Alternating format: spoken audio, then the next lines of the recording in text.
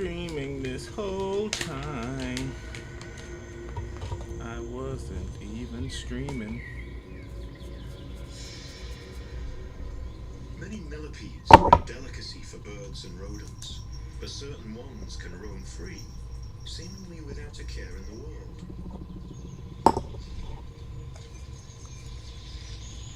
Much like the poison dart frogs, they sport bright colours to warn that they're inedible.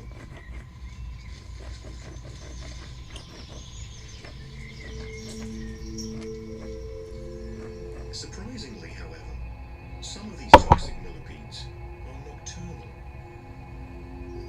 Since their colour isn't much help to them in the dark, they have to ward off their enemies in a different way.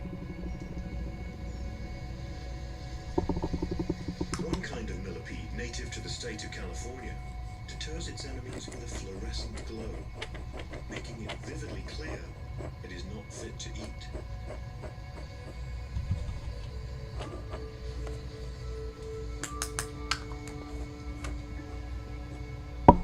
Whether bioluminescent or brightly coloured, sometimes it pays to stand out. I thought I was streaming, but I wasn't even streaming.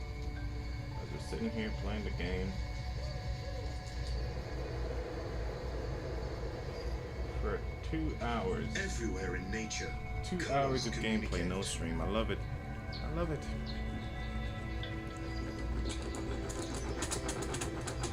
Vivid orange monarch butterflies don't make a particularly appetizing meal, and that's what their colour signals. The butterflies store toxins from their diet that will sicken any bird, lizard or mouse that eats it.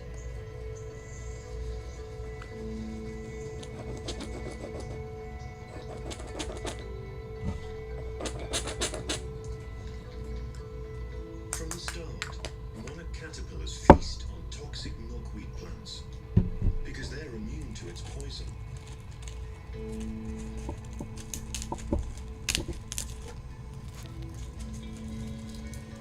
The larger and older the caterpillar gets, the stronger its colours become, and the more potent its poison.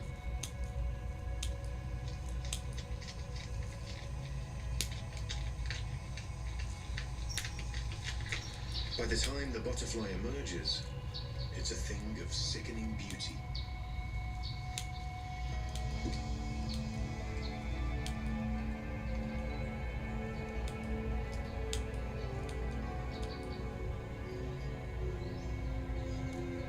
Monarch butterflies are famous for their mass migrations from Canada to Mexico and back.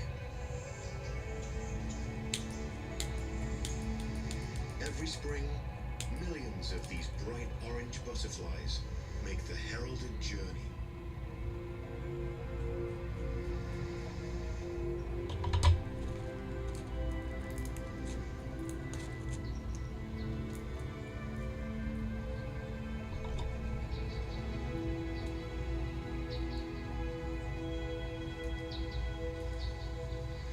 Certain Arctic flyers have far less conspicuous colours. Snowy owls.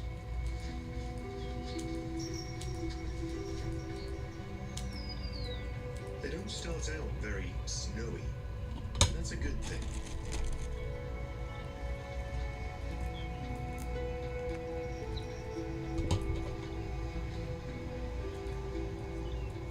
The chicks are born at the beginning of the Arctic summer, wrapped in a grey-brown down that hides them from enemies on the drab tundra.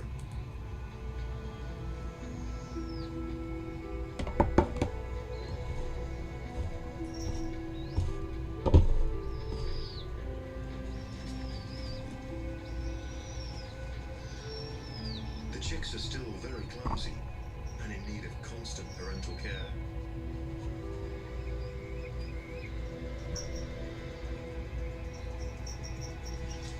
As they grow, their plumage will brighten.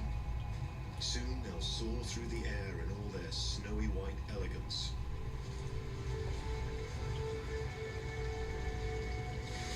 But for now, the chicks have to get used to life on the ground.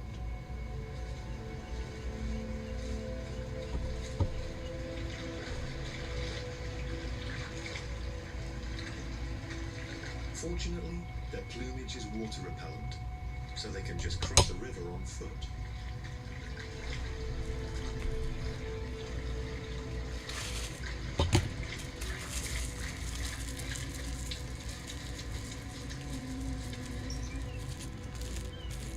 But that's not enough to get away from these hungry residents.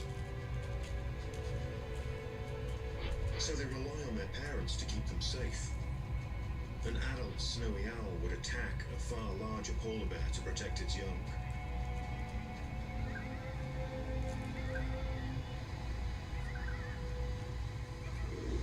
By the time the snow flies, the owls are fully outfitted for hide and seek, Arctic style.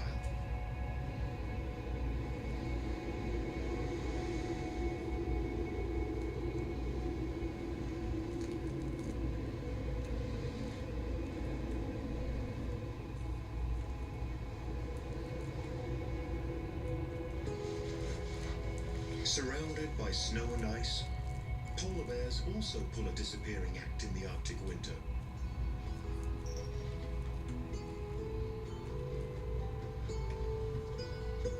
And the cubs are in their element.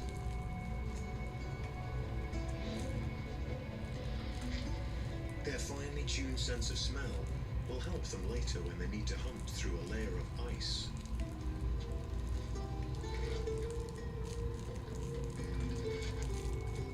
Their dense, water-repellent fur insulates them against the cold. The perfect snowsuit for playful young bears. I thought we were talking about owls. How did you get the bears? But soon enough, life will get serious, and they will have to hunt for themselves.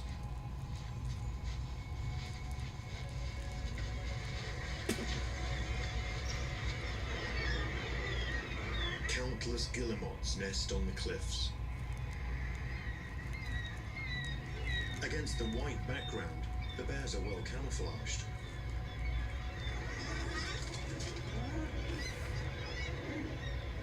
But it doesn't do them any good when their prey lies beyond their reach.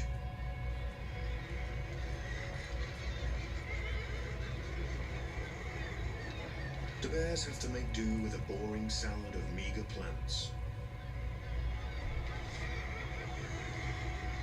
About 9 out of every 10 hunting attempts fail for the world's largest land predator.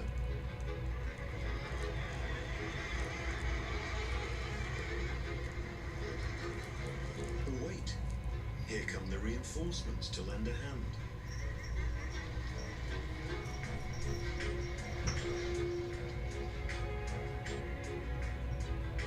Or maybe not.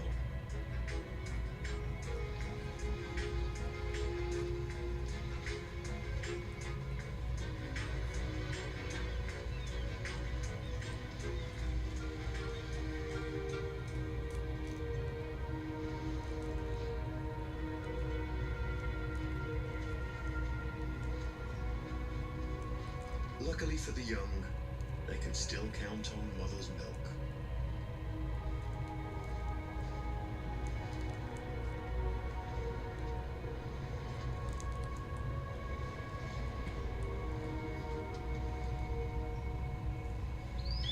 In the Alpine region, winter white is always fashionable. In winter. During the raging storms, snow grouse hide under a protective blanket of snow.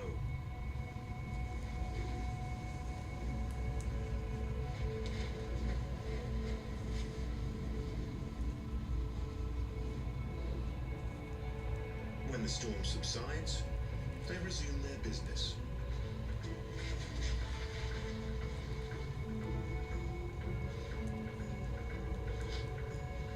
Nearby, snow hares, barely visible.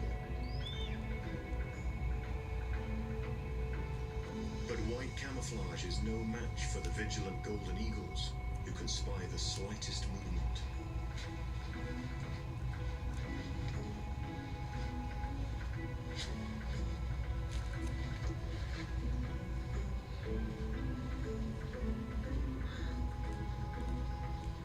Their extra hairy paws work like snowshoes, giving them better traction.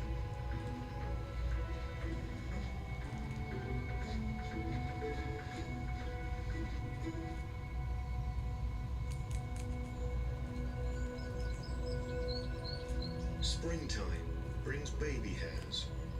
The fur of the newborn leverets is brown, the same as their parents' summer coat. And this season's camouflage colour.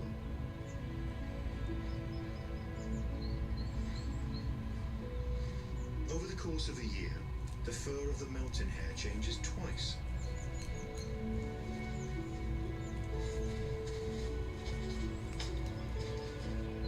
And grows whiter as the year advances.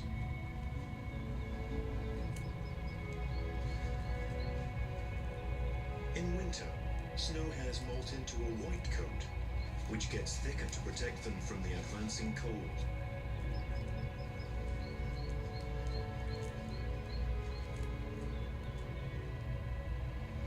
Some animals adapt to their habitat only twice a year. Others are far more flexible.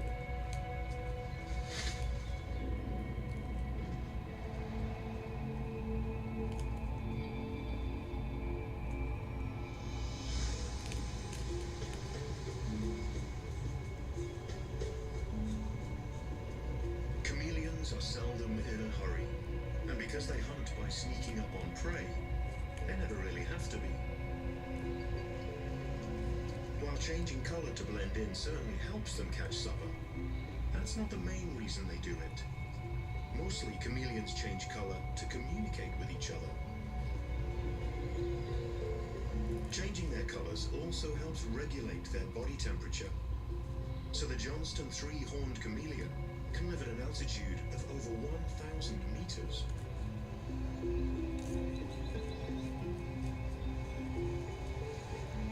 The Ruwenzori side-striped chameleon can live even higher, up to 4,000 meters above sea level, in the African Ruwenzori Mountains.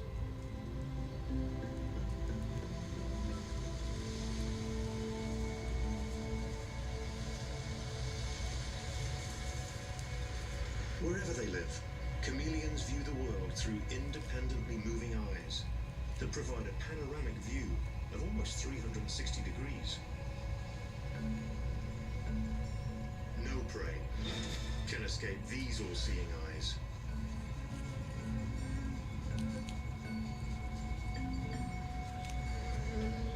And when that prey is in sight, the chameleon's tongue pops out in only 1/10 of a second, with deadly accuracy.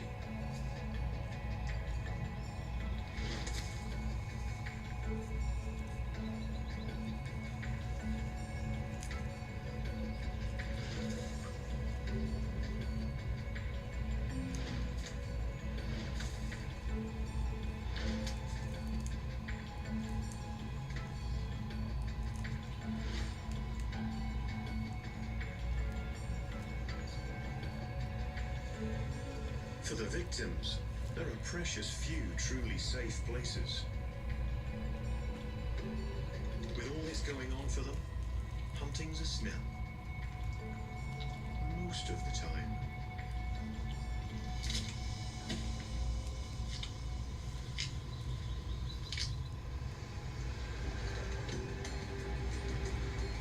But the real masters of disguise don't live on land.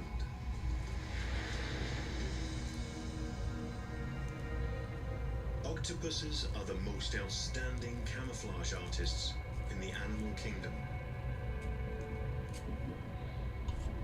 They live along the bottom of the ocean, and because their environment changes frequently, they need to adapt quickly.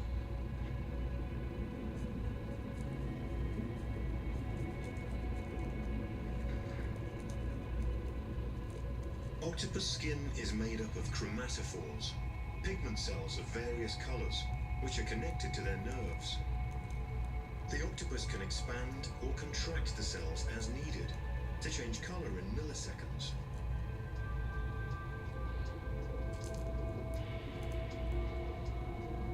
Since most octopuses can't even see color all that well, they need to respond to polarized light, and differentiate between light and dark to work their magic.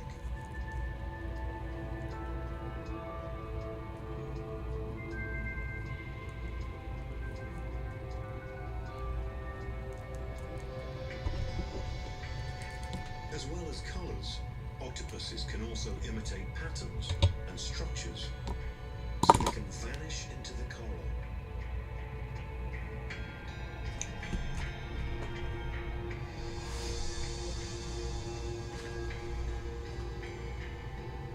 Invisibility comes in handy when stalking prey, or when an octopus wants to hide. Because octopuses are both hunter and prey,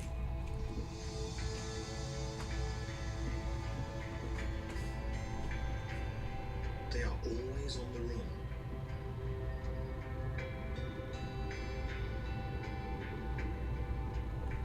With no internal skeleton, an octopus can rely on another superpower, easily squeezing into narrow crevices and holes, escaping unwanted eyes.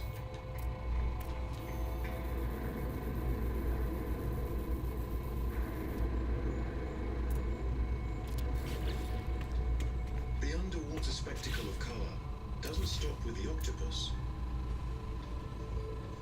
Firefly squids not only reflect the light from their surroundings, they can even make their own. As paradoxical as it sounds, in the dark, light can serve as camouflage.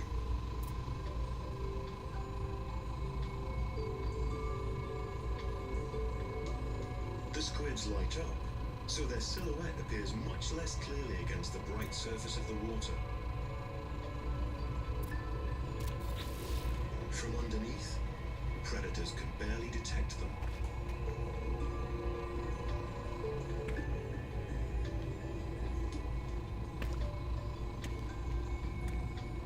In shallow water, as the colour and brightness of the ambient light changes, the firefly squid can use its special photophores to adjust the colour it shines, adding green to the mix.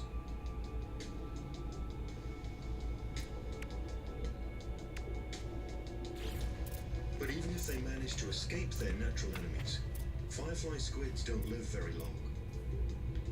Only 1 year old, the females make their way up to the water's surface to spawn.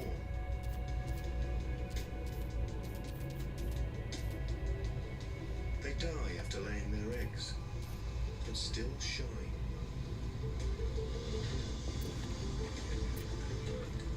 Dead or alive, once they reach the surface, fishermen collect them.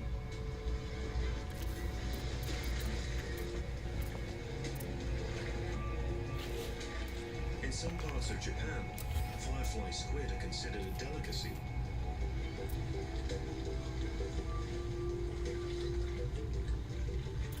For diners who enjoy a light meal.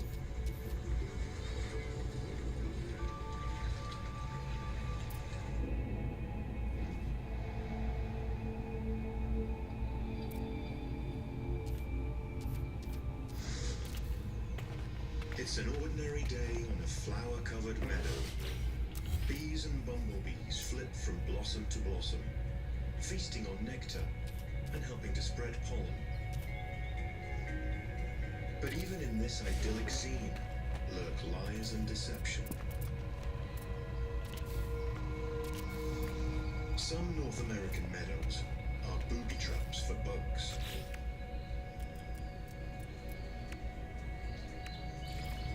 White pitcher plants grow in a variety of colours and shapes. But the Sarracenia leucophylla is the most lethal.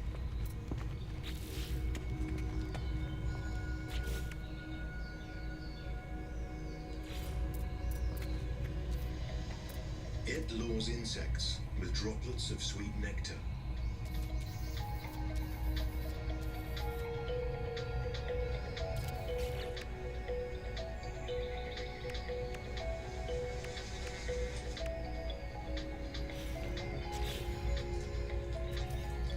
While the fly feasts hungrily, it doesn't realize it's gradually losing its footing.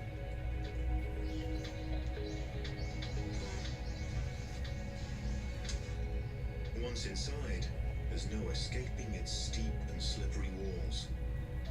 As the victims decompose, the pitcher plant absorbs their nutrients. Others are more fortunate. This old-world swallowtail, too big to land in the trap, simply enjoys the nectar.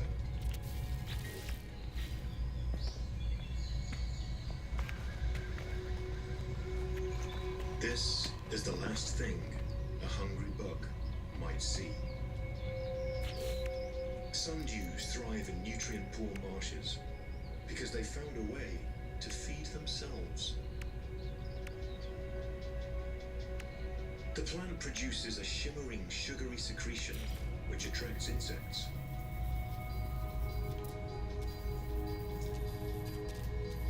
But the extremely sticky droplets work like flypaper.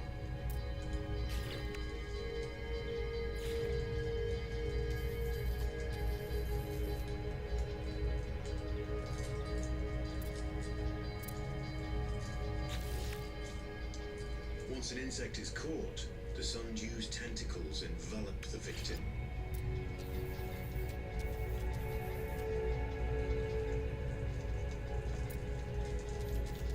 They press the insect against glands that emit digestive enzymes.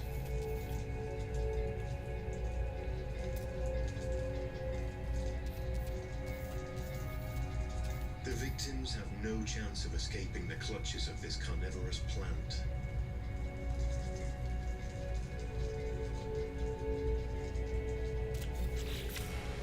But plants aren't the only organisms that lure their victims with false promises.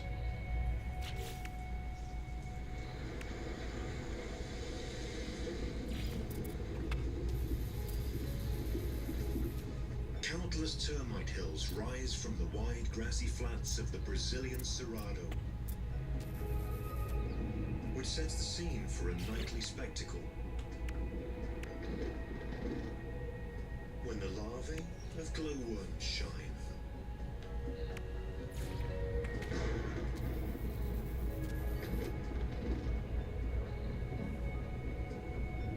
They don't glow just for the fun of it. The inviting light lures insects into a potentially deadly trap.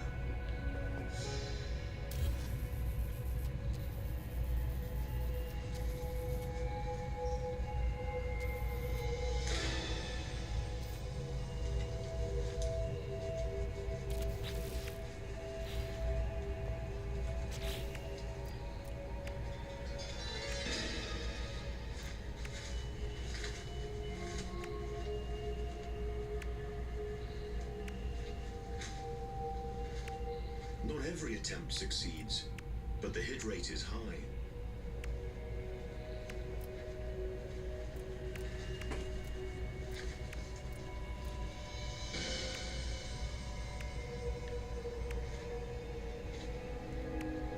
All that glitters is not gold.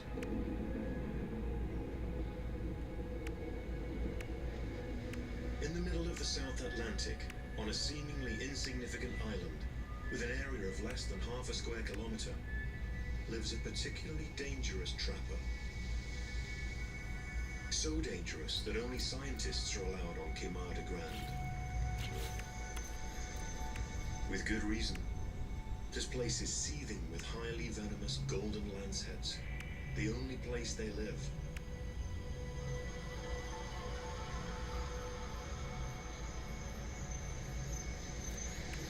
They primarily target birds passing through and seeking shelter from the rain.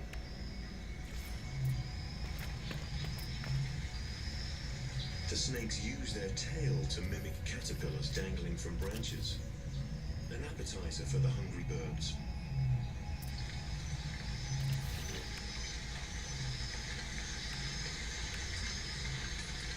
The bait exerts a seemingly hypnotic effect.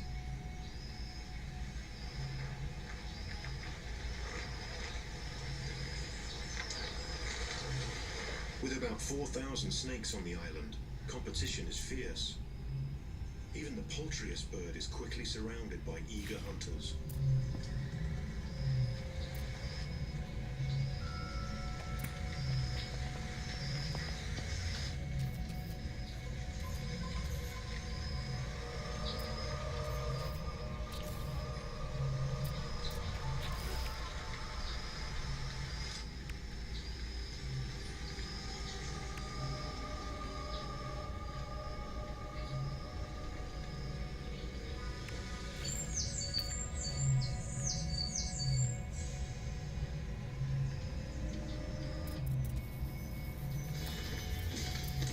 Despite the odds, the birds sometimes win.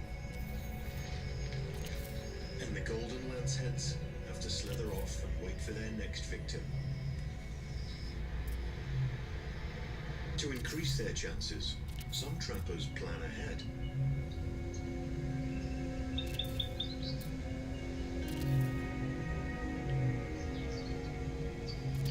Antlion larvae take the time to build brilliantly simple traps.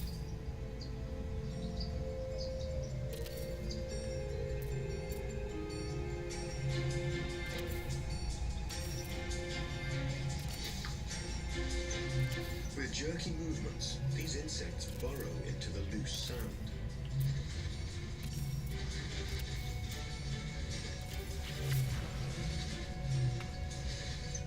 Producing funnel-shaped depressions with steep walls.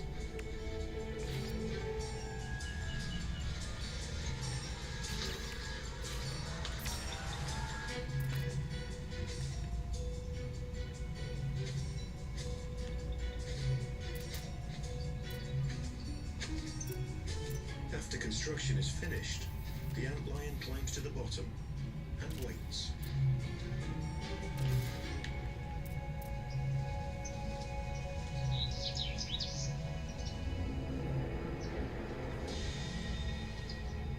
Once an ant takes that fateful step over the crater rim, it's game over.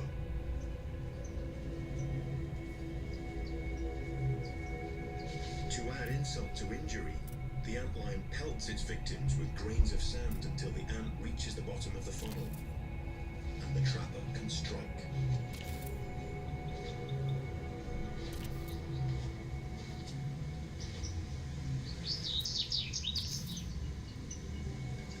Antlions aren't alone in their trap-building prowess.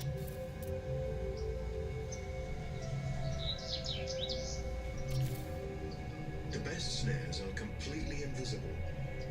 Now you see it. Now you don't.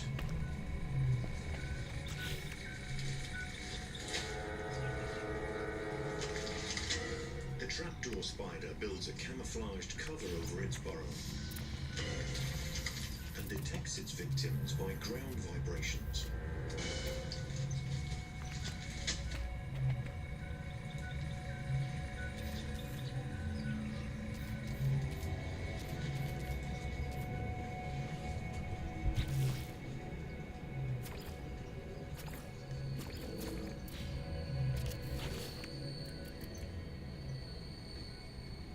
Now this is the perfect trap. The hunter doesn't even have to leave its home.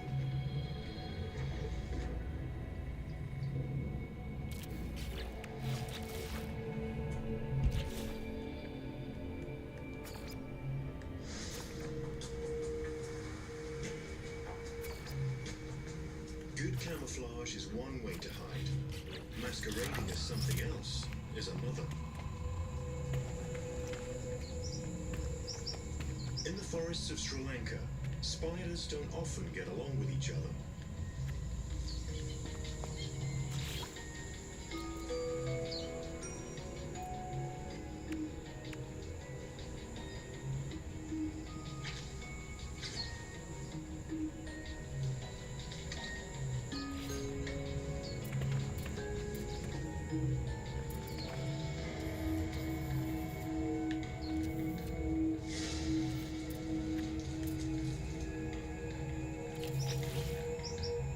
To escape the constant attacks, some spiders simply pretend to be ants, which many spiders find unappetizing.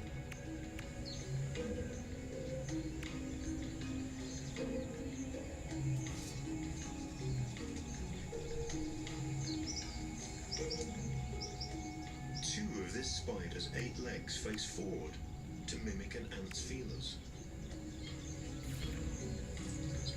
It enjoys a quiet life under an assumed identity.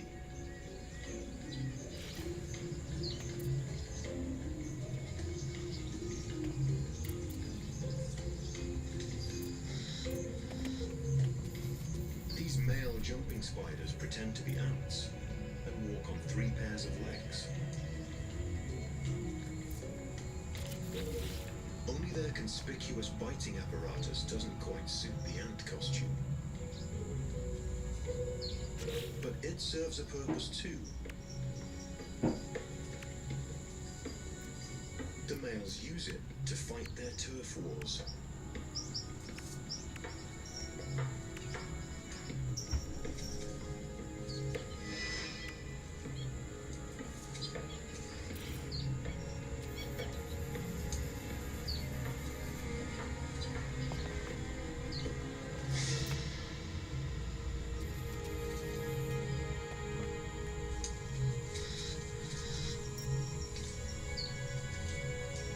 Once the battle is over, the weapons are retracted.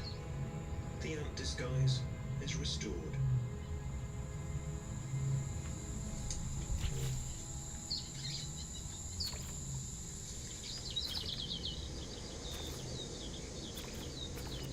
On the vast Mongolian steppe, survival depends on proper behavior. During the day, gazelles leave their helpless offspring completely alone in the tall grass. It's the safest thing to do. Motionless, they have less chance of being seen by wolves and other predators. And they have less chance of being smelled than if the adults stayed with them. In the evening, the gazelles call to reunite.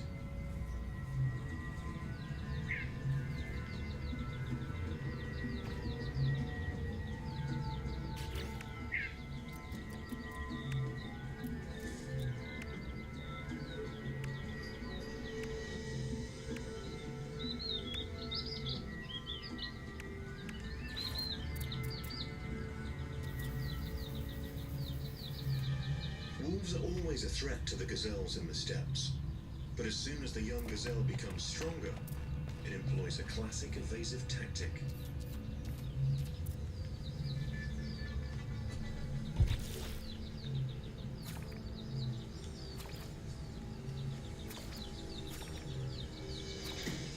Flight.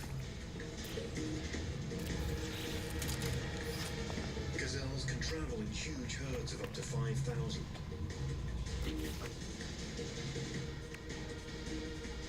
The sheer size of the herd makes them clearly visible to their enemies, but much tougher to attack, because predators have trouble picking out individual animals. And this gives more gazelles a better chance of escaping.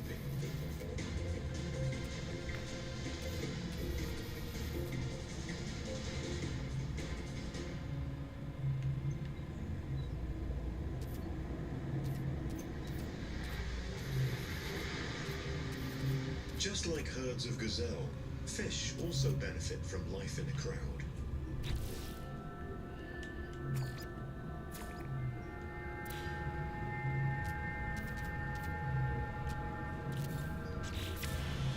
When a tuna goes fishing, the fish get moving in a giant shimmering array.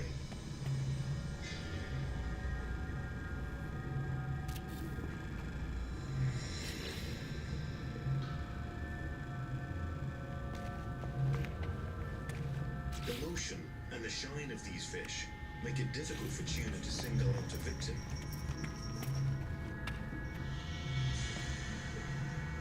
So most of the fish can flee to safety.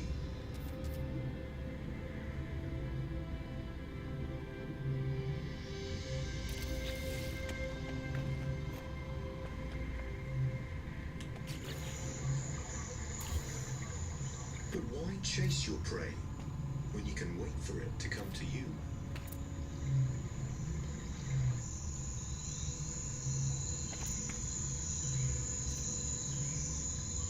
That's the strategy employed by the Brazilian mata mata.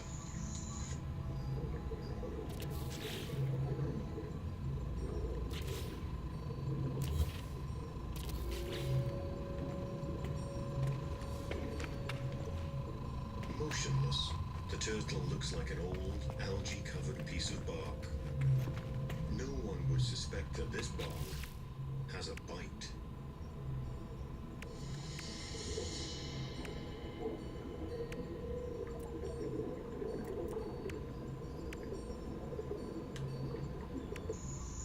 it does move, like when it comes up for air. Its slow motion doesn't blow its cover.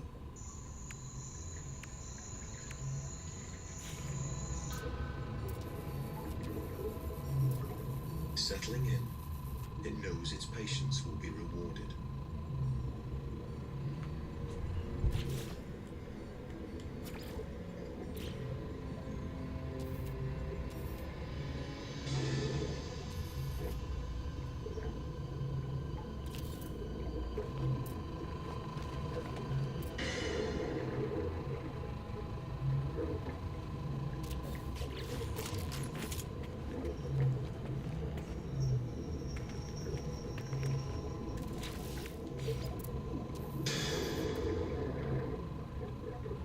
The Mata Mata often swallows several fish in a row, and then can go for days without food.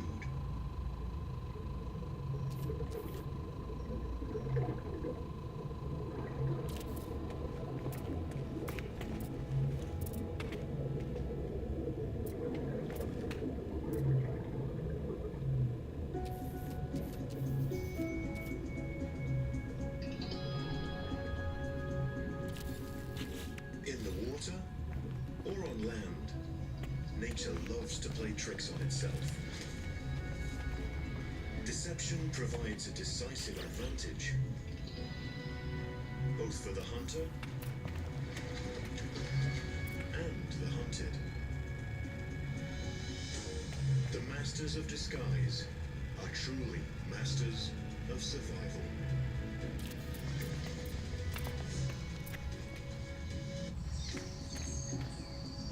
There are moments in life when it's a question of all or nothing. Of getting the timing down. Making the right move. Sending the exact signal. There are seducers all over the world. But only a few are true masters of the art of seduction.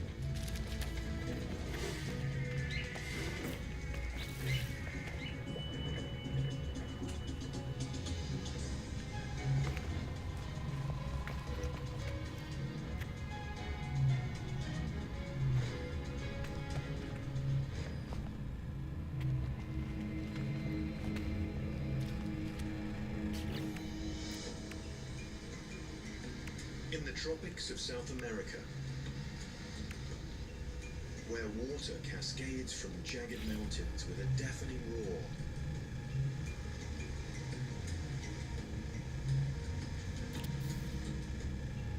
and races into pristine rivers and streams,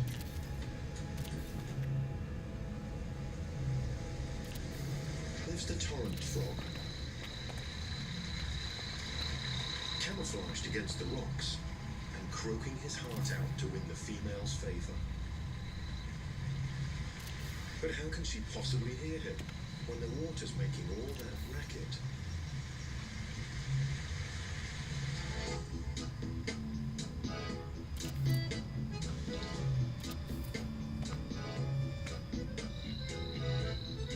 To be sure he stands out, the torrent frog needs to do a little fancy footwork.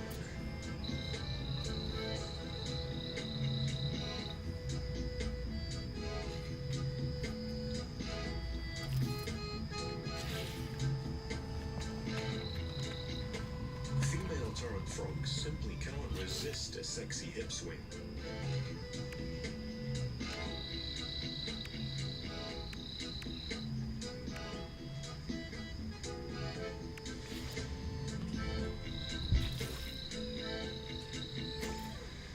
Except today it looks like the girls aren't around. But a Jararaca is.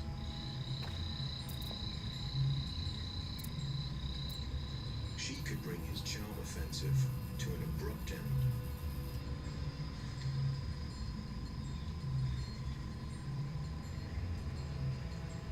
So he'd better use his legs for a more conventional move.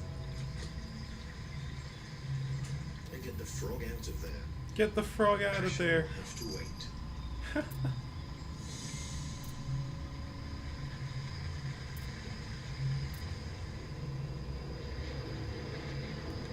From crystal clear tropical waters to the impenetrable tidal jungle of the mangrove forest. Survival here means tolerating both salt and fresh water. Here too, limb waving is sexy.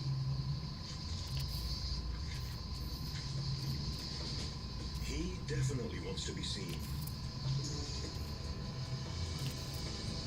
So does he. By her, the inconspicuous female fiddler crab, who, unlike the male, has very small claws. Her suitor, well endowed with a giant claw, waves it to catch her attention, in rhythm if he thinks it will help.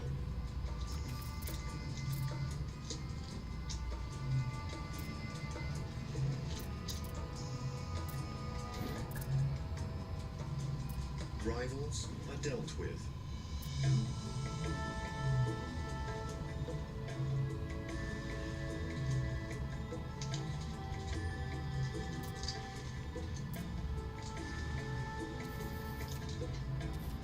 The male crabs can only wave for as long as the tide is out, exiting the stage when it returns. From the sultry waves of frogs and crabs to the rolling waves of the wide open sea, where attention grabbing takes a more dramatic spin.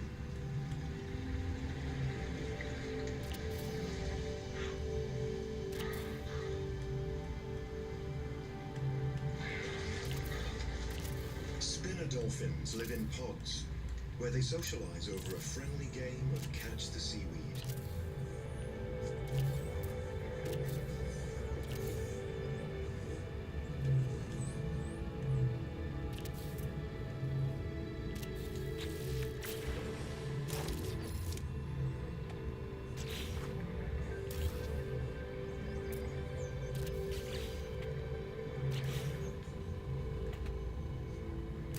It's not just a way to pass the time.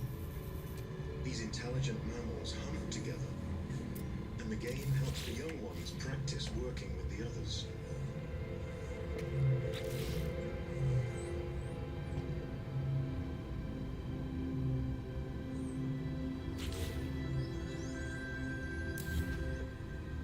That's not all. There's a reason they're called spinner dolphins.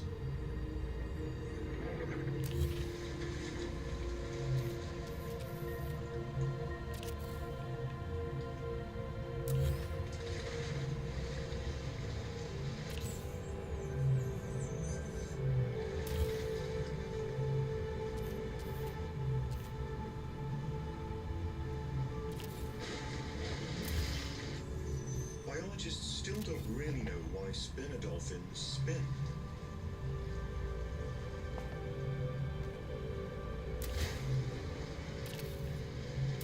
Perhaps the dolphins leap for the sheer pleasure of it, or to shake off parasites.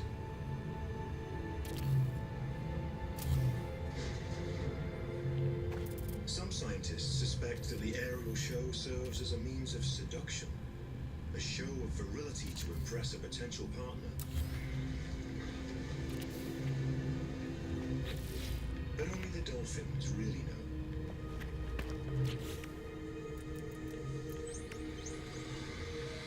Once spinner dolphins are in the mating mood, they don't waste any time. The males swim, belly up. The females can either accept the invitation or simply swim away.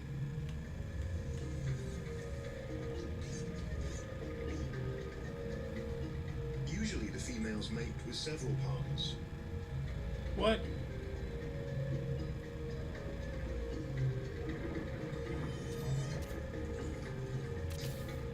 Dolphins seem to have a very laid-back attitude about sex. I see.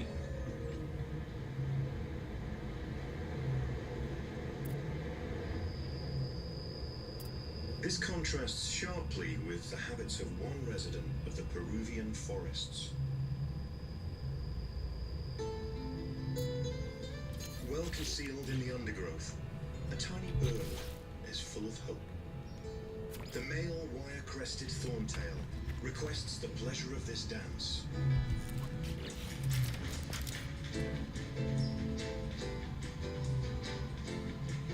The 10-centimeter hummingbird presents himself and then pulls out all the stops.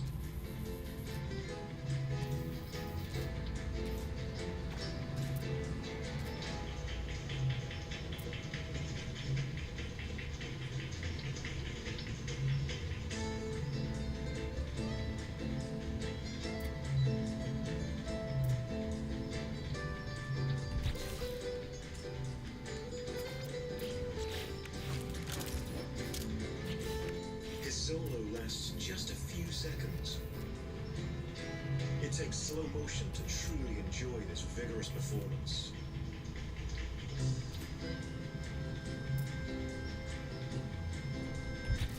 Using every seduction trick in the book, he tries to persuade her that he is Mr. Right.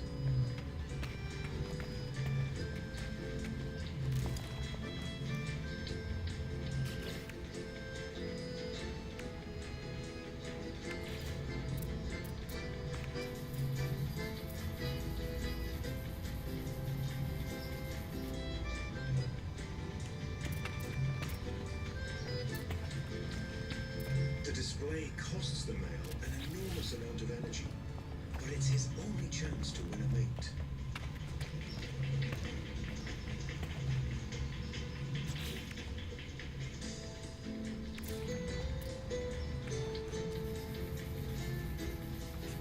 The female finally responds, follows him.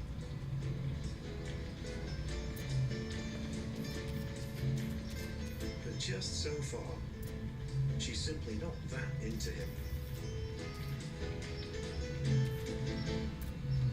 Solo acts like the hummingbird sometimes play to an ungrateful audience. But it's not much easier for boy bands.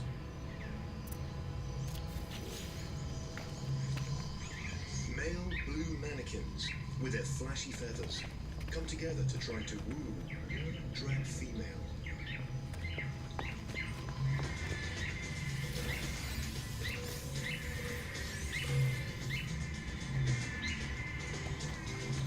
Like an avian talent show, the female judges the performances to pick her favorite. None of them. Damn. Rehearsal time is needed.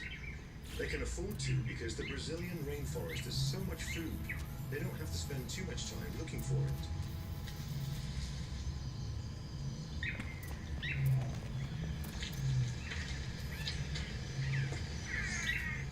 So they can focus on busting a move, this time away from critical eyes.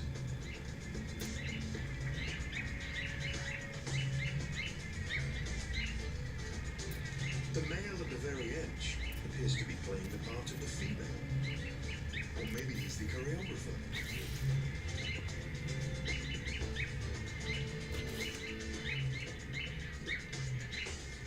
Although they are not related to one another, the blue mannequins work together.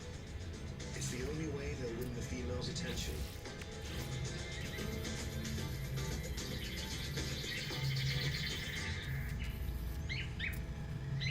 So the males are both teammates and rivals all at once.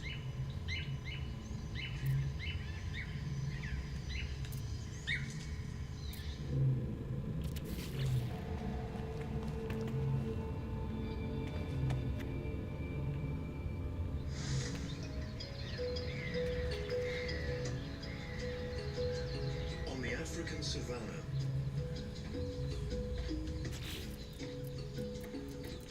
it's hard to overlook a giraffe. Because the tallest living land animal overlooks everything. Thanks in part to his conspicuously long neck.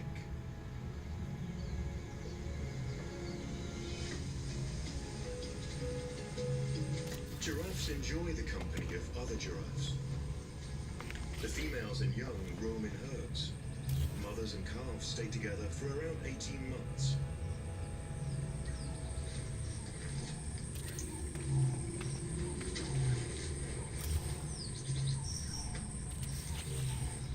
But when mating time comes, giraffe bulls turn into rivals. These two prepare for a showdown.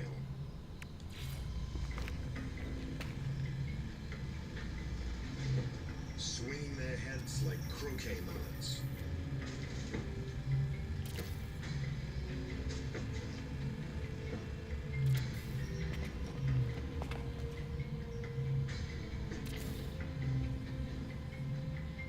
Strict rules govern the fight, which doesn't mean it isn't dangerous.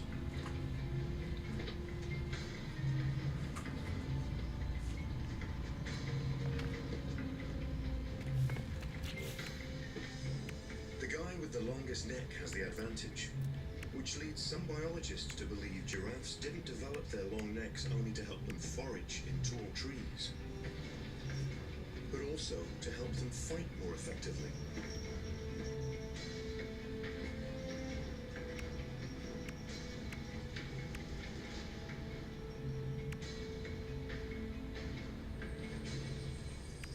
It's winner's choice, and he sets his sights on a female with a calf. Although the mother is still nursing, she might be ready to conceive again.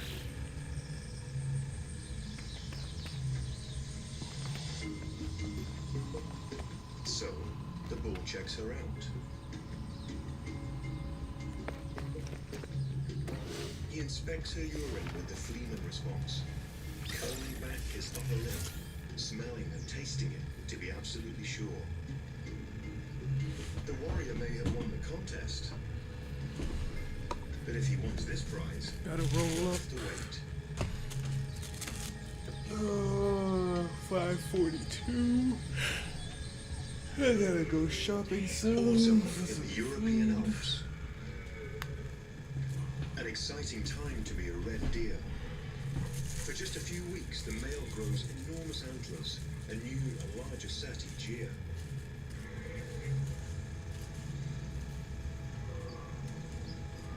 The roar of the stag travels far, and the does listen intently.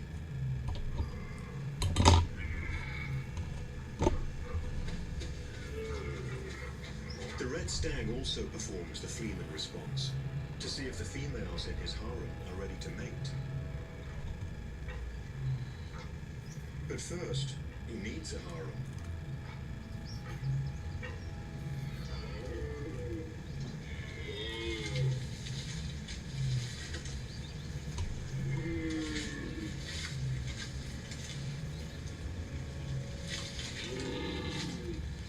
The females simply wait to see which of the males wins a show of strength.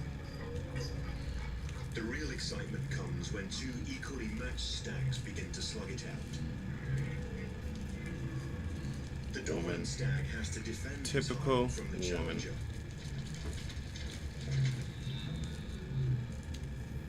Can't complain though. Game on.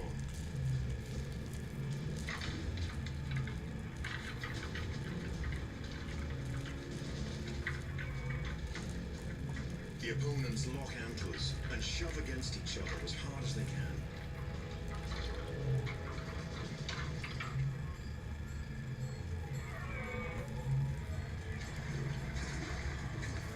The stags, who have little time to eat during rutting season, expend enormous energy. No one's supposed to get hurt, but accidents happen.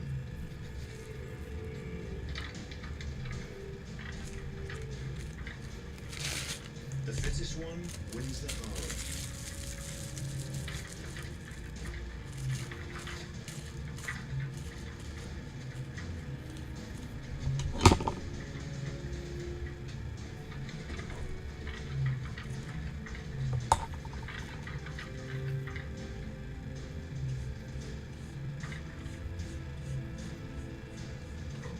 The loser can try again next year.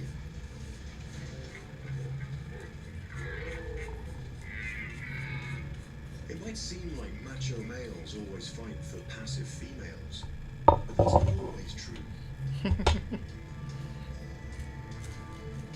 Every year, countless battles of the sexes play out in ordinary fields and meadows.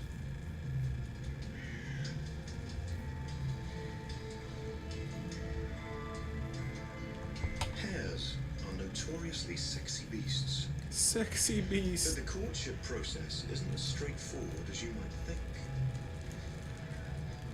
A little warm-up in the early morning sun. And then... Rabbits enter are the sexy mad beasts. March hare. Okay. I'm sorry, not rabbits. Hares. Hares spend most of the year alone, then gather on the bare fields during mating season.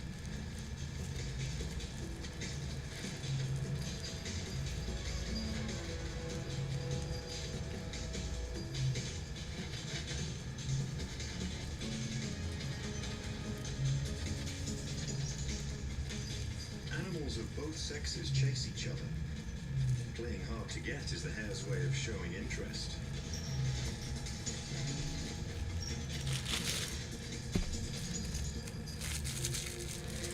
Hares are always on the flight, so it can take a while before they get down to bunny business. A hare can sprint up to 80 kilometers an hour. God and damn. cover up to 3 meters in a single bound.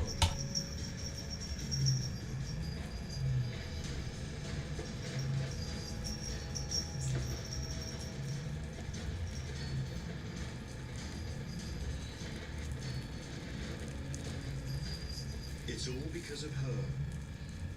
The female hare stops and picks a fight with one of the bucks. What?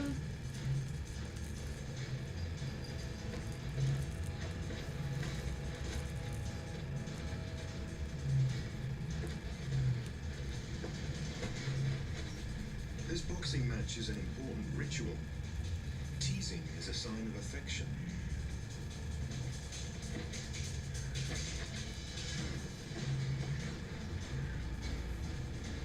What the hell? They're fighting!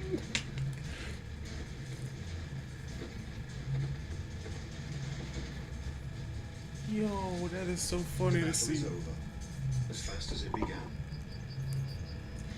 I've never The seen pair finally manages to get hares together. stand up on their legs and fight like that.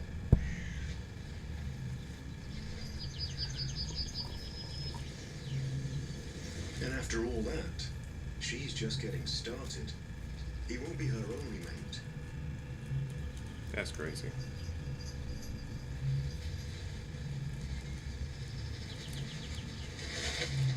That's enough togetherness. Her next suitors are waiting for the chase.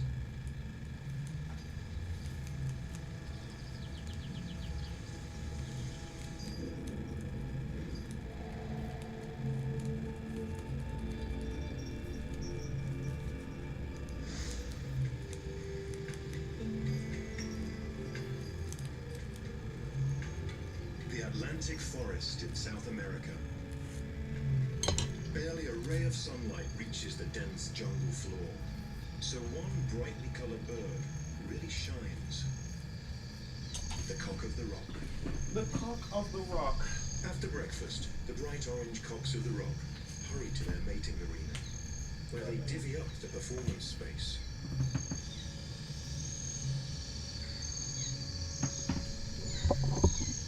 The prize? This female. Drab, but desirable, and hard to please. Each male spends much of the day trying to catch her eye and win her heart away from his rivals.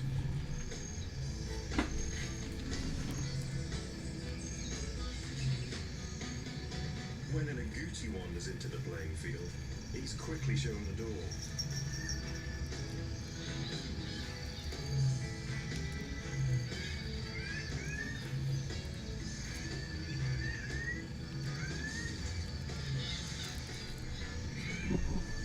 A ray of sunlight brightens this bird's day.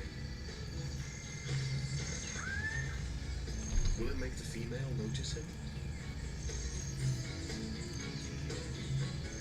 The cock of the rock works the spotlight. The males strut and strike a pose.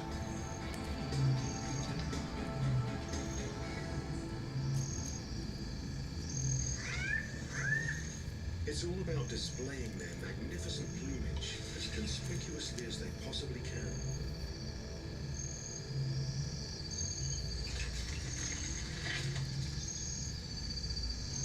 At last, she makes her decision.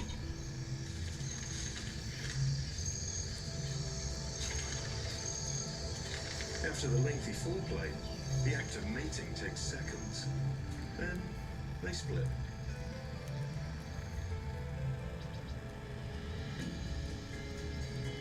Such a hit-and-run romance is inconceivable for a wood duck. Couples pair up in autumn.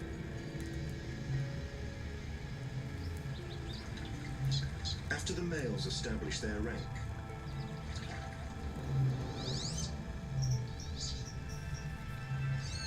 the females choose their partners.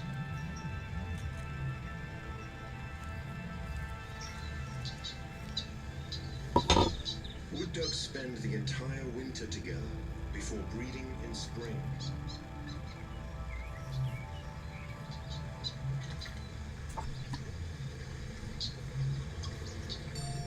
This inexperienced male is looking for a mate. But whispering sweet nothings isn't getting him very far.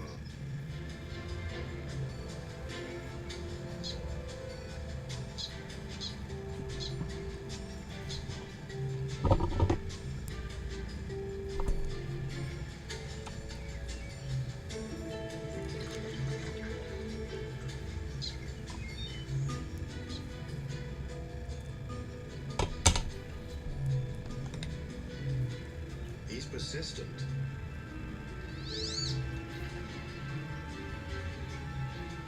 But finally has to accept it isn't going to happen this autumn.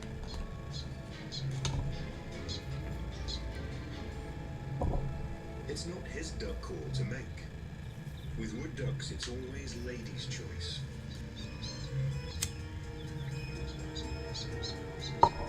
And there's no shortage of eligible drakes paddling for her affections.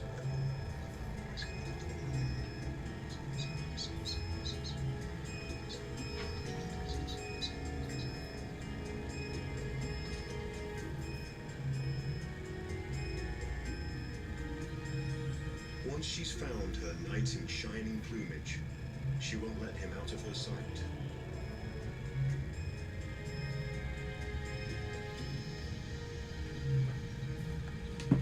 But he has to do more than just look good. He has to stick by her all winter long.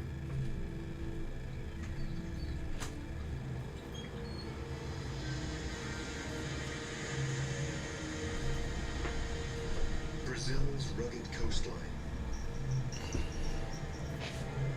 From the bird's eye view of a magnificent frigate bird. With a wingspan of more than 2 meters, frigate birds spend most of their lives gliding. Once a year, the males have a compelling reason to land.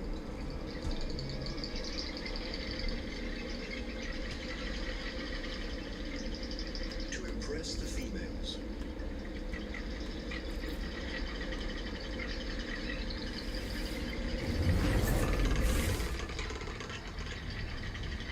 The males hit the beach and flex, puffing their throat pouches mid-air. The females check out the contest from above and pick potential mates.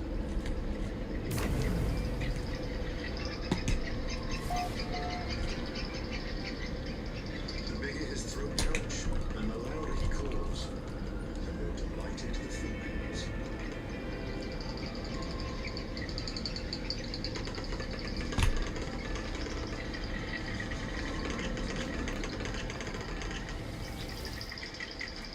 She makes her choice, and it's more than a fling on the beach.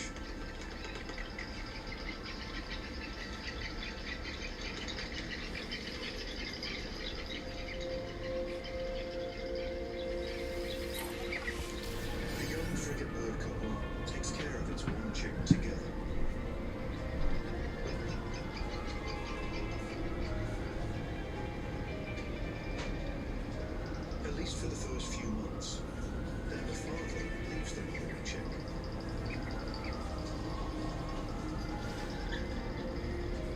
She will spend another 8 to 9 months with her baby, even once the little frigate bird has learned to fly.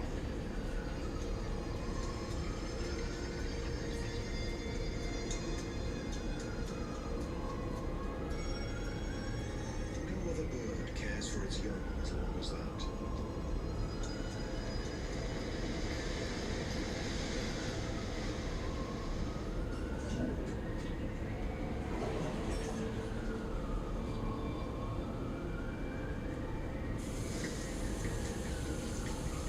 The Pantanal, one of the largest wetland areas in the world.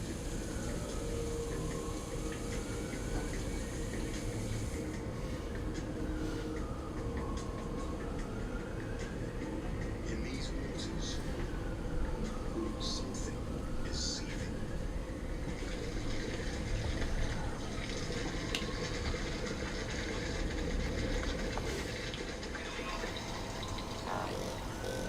Caimans, with a sensational wave of weak females. The caimans are more interested in being felt than being seen.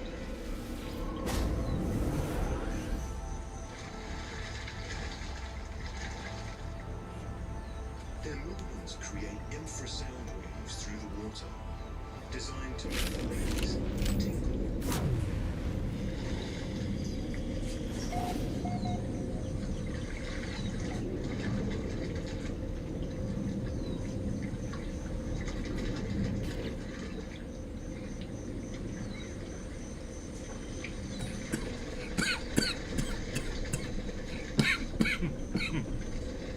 It looks playful, but it takes enormous effort.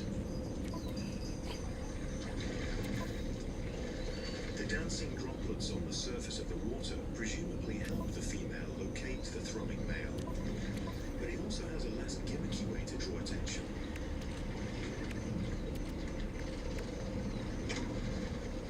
By loudly snapping his jaws.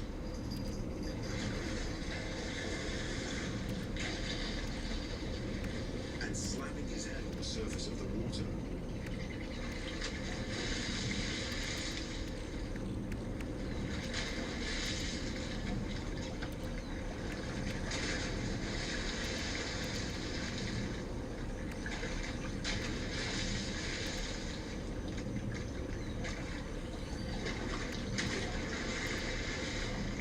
The idea is to make a sexy spectacle of himself.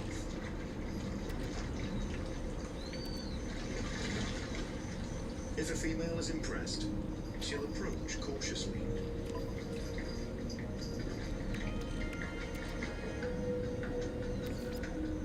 When caimans mate, they're extremely careful with one another. Tender even.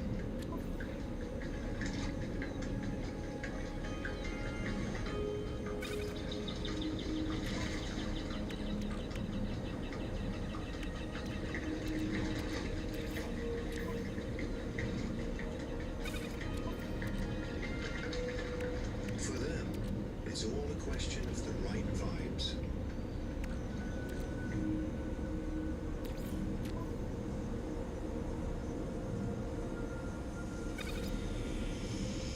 In the forests of Central and South America, the art of seduction fills the air. Orchid bees are dazzling. But since all male orchid bees look pretty much alike, it takes more than iridescent colors to seduce a female.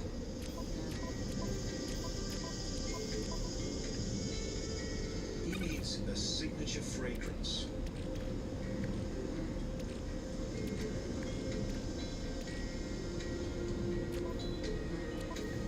These orchids have no nectar. The guys have come for the fragrant oil. They scrape it out with their front legs and collect it.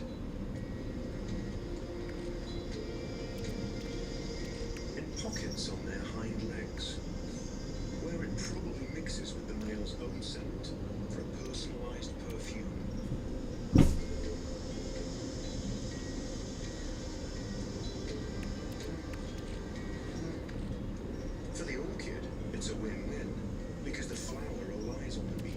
pollination.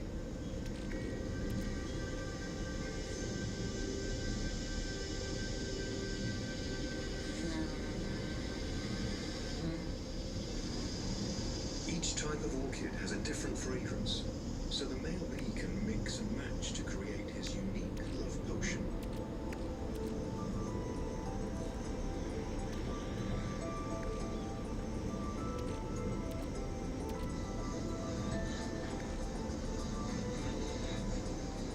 In mating season, once he's perfected his formula, he'll look for a tree that might make an inviting trysting place.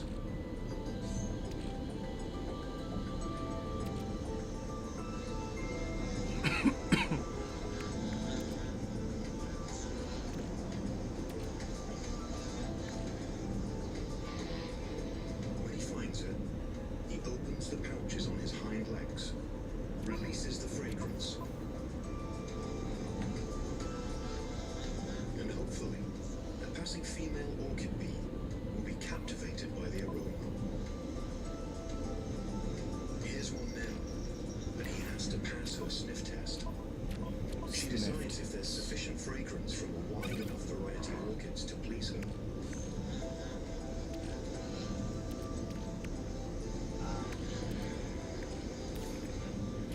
Nope. She turns her nose up at it.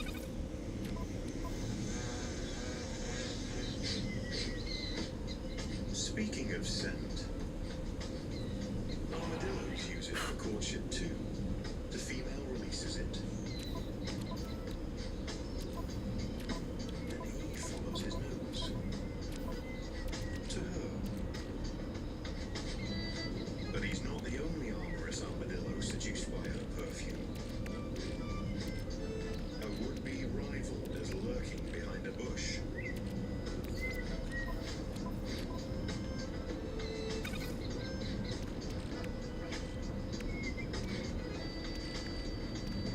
Unfortunately, he's too late.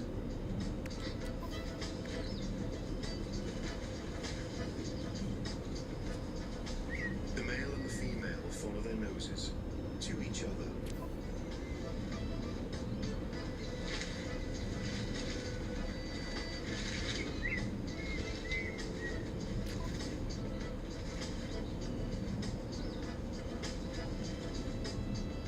While the Johnny-come-lately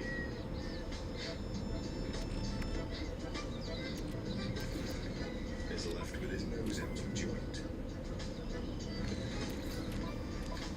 The young armadillo couple seeks a quiet spot.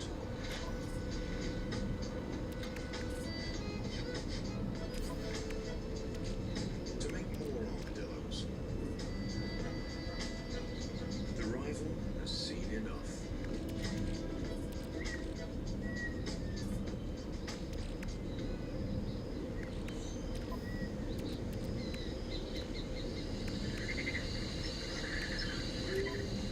When the sun goes down, the stars come out. Or at least the fireflies do.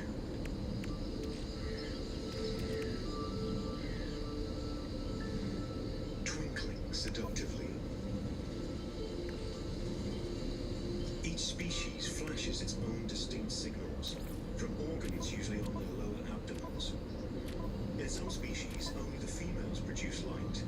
In others, both sexes do. Bioluminescence lets the fireflies find one another in the dark. But more than that, females might read the signal to determine how healthy or strong a male is.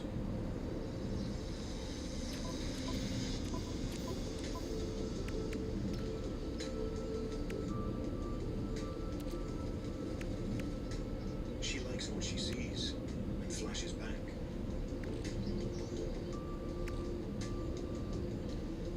Why wait any longer?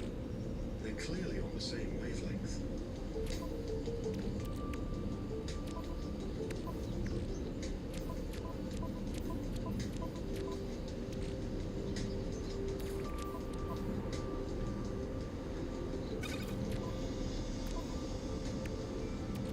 The language of fireflies even has regional dialects.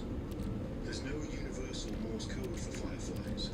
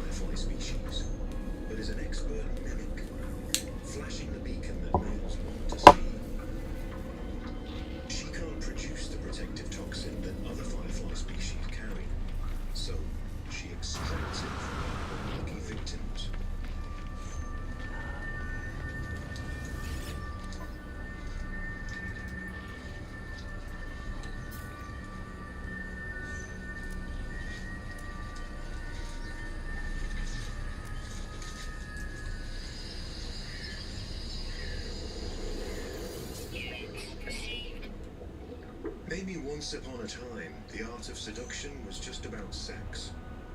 But the system's been hacked. The dark rivers of the Amazon jungle provide the perfect place for killerfishes to hide. In fact, they have a tough time even finding one another.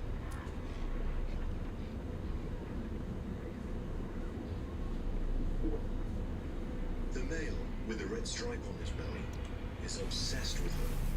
After all, she's sending out very clear signals.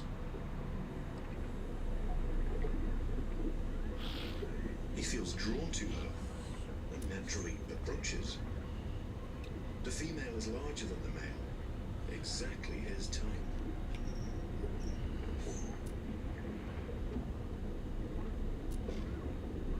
He's ecstatic for the last time in his life.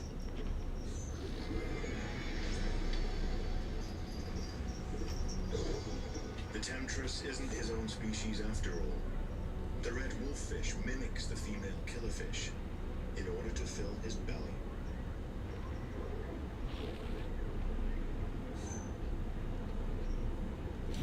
Very often, deception goes hand in hand with seduction. Even plants have developed sly ways to deceive animals looking for a partner.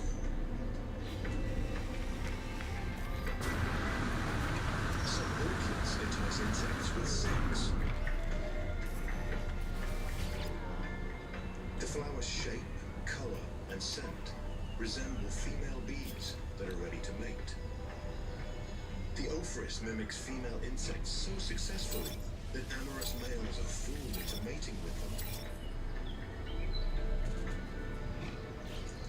But are the bees really so easy to fool? In spring, ground nesting bees are unstoppable. Their buzzing fills the air.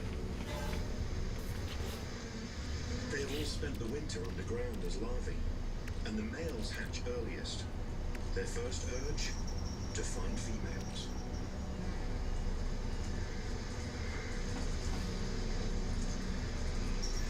The females have an irresistible scent. In their excitement, a number of suitors even try to dig them out.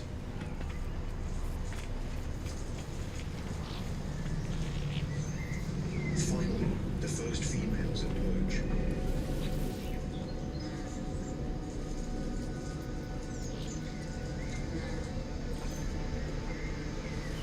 But they're not given much time to get their bearings.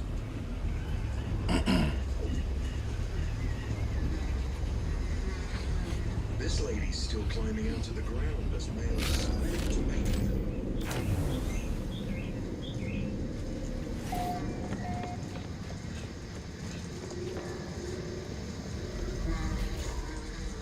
To be or not to be. Many females mate just once, so it pays to be the first boy in line. There's no second place.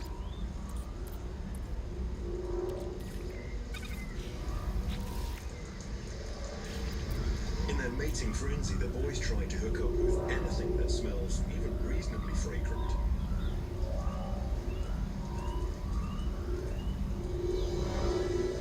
The orchids count on that. They release a fragrance very similar to the smell of a female bee. The amorous males try to mate with the flower and become unwitting pollinators.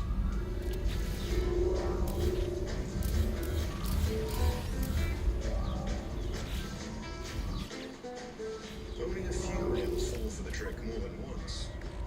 Nonetheless, the orchids enjoy the benefit of some very enthusiastic helpers.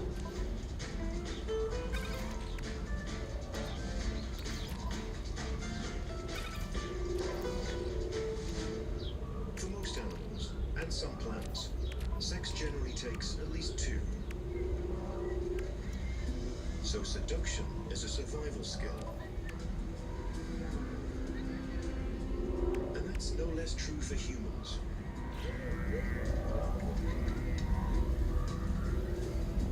Fashion, makeup, we do what we can to help nature along.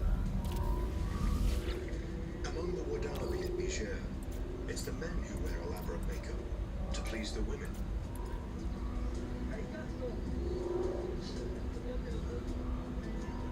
most important tool? A mirror.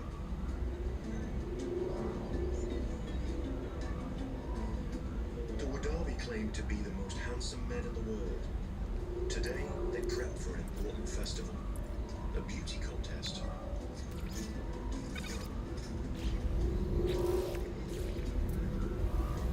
The Gerawal festival lasts several days, and at the end, the women choose the most impressive men.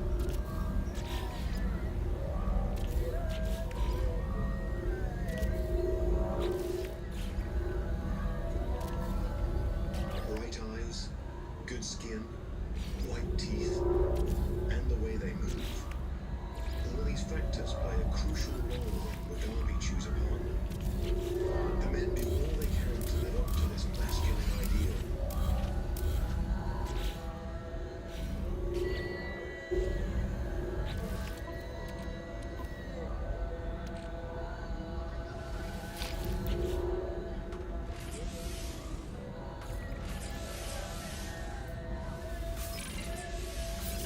The women take their time deciding.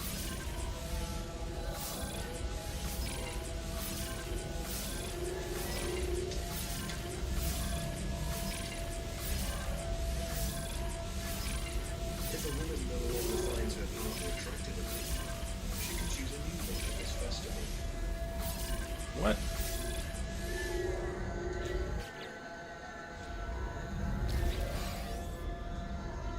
So the men have to make a constant effort to please the ladies.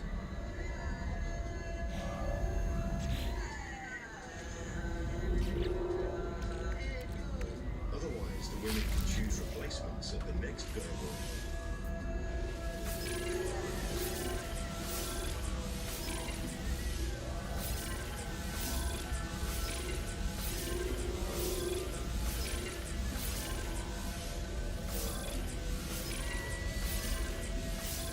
When she touches her chosen one on the shoulder, it means she has made her decision.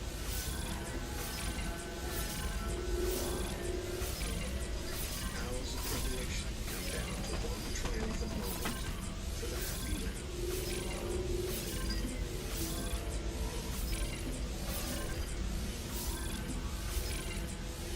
In one form or another, the art of seduction is performed across practically every species. To outsiders, the art may seem otherworldly or subtle. Often it's downright dangerous.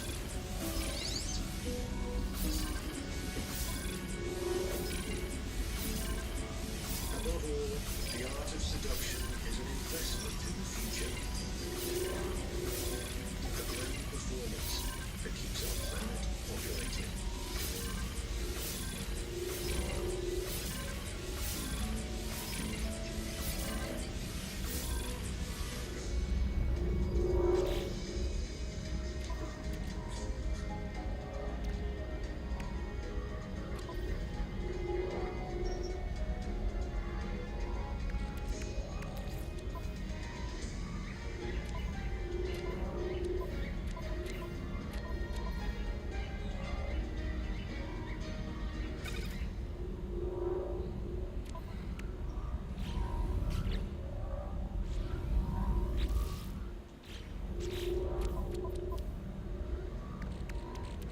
The scorched Arabian landscape.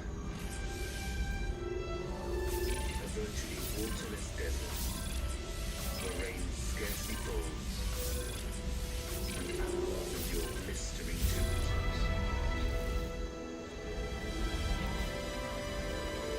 But for 3 months every year, a remote region in the southwest undergoes an astonishing transformation into a lush, verdant oasis. Animals feed and breed as they make the most of this brief seasonal abundance. Many are found nowhere else in the Arabian Peninsula. Life seizes its chance to flourish during the surprising Arabian monsoon.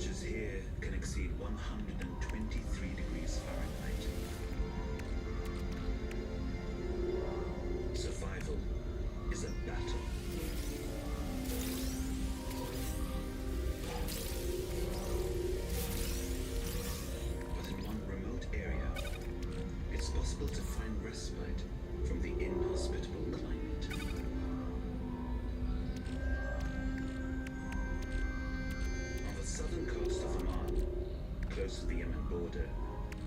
The Dhofar mountain range divides the vast inland desert from the coast.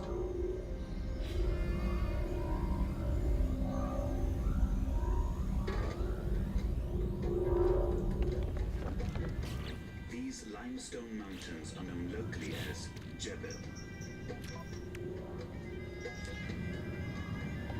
The thin strip of coastal plain between the Jebel and the sea has its own tropical microclimate.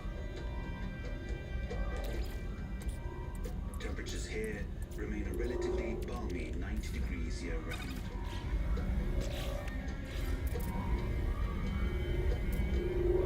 In the middle of June, the land here is still dry, dusty, and barren. But some residents don't seem to mind.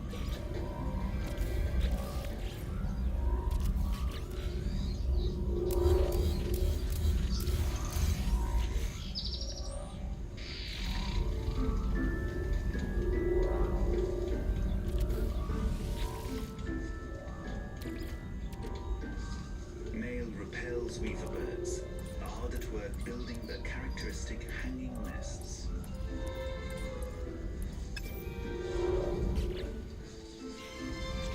Weavers are one of the world's most dexterous nest builders, constructing elaborate homes made of grass, twigs, and reeds.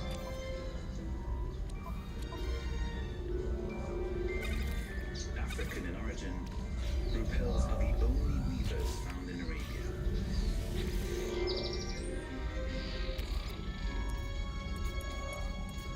Males develop a bright yellow breeding plumage to help them attract the less colorful females. The female picks her partner.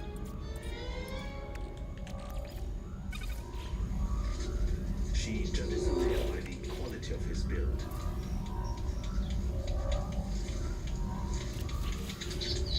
So if a male is to succeed, he needs to build a better home than his neighbor.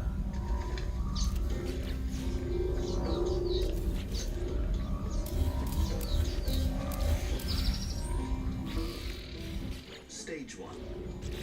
Establish a firm, knotted foundation at the end of a branch. Weavers are the only birds in the world known to tie knots. Stage 2. Tie on long streamers of grass or reed, ready to create the basic shape.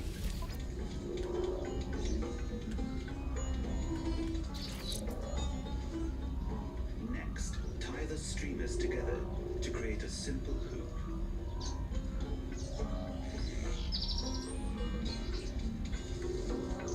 This male is making solid progress. His structural hoop is complete. Now he builds up the walls, weaving the grasses in and around the main frame.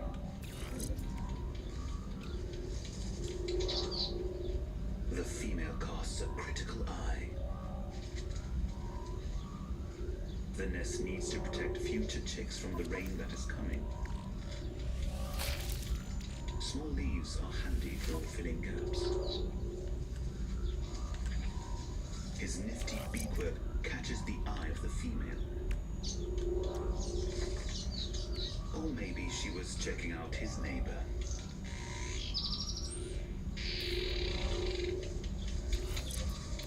This male is already further up the property ladder. His dexterity demonstrates experience. Weavers actively learn how to improve their technique with each new nest they build.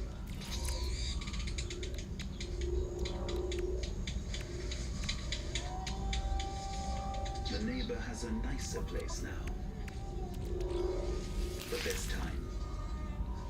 She's not moving in anywhere until she sees the finished pad.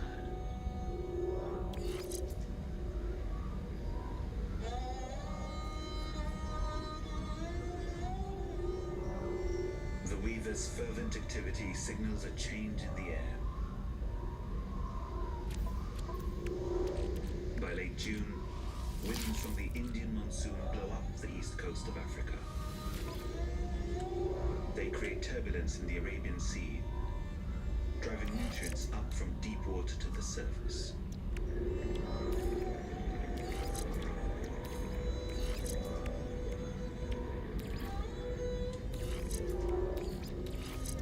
This vital cold water upwelling breathes new life into the coastal waters. Above the waves, it cools the warm monsoon winds, causing clouds to amass over Dauphin's dramatic coast.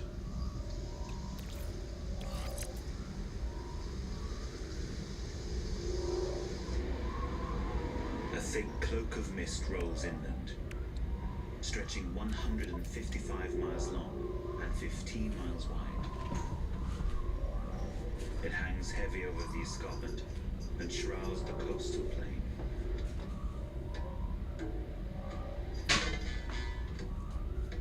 This monsoon is surprisingly different.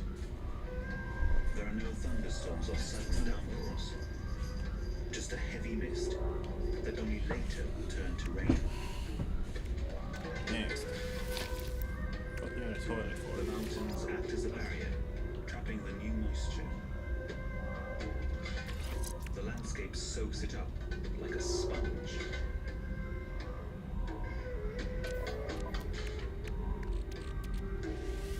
Within days, the mist transforms the region.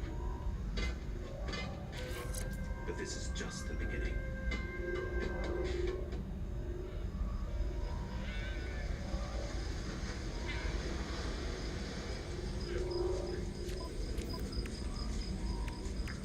Desert dwellers gather in their thousands.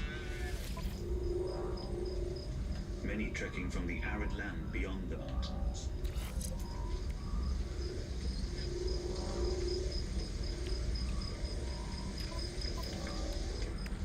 Herds of dromedary camels converge on the landscape as they begin to feast on the bounty of new green ridges. Thanks to this seasonal change luring them in, the Dauphin region is the camel-producing capital of Oman.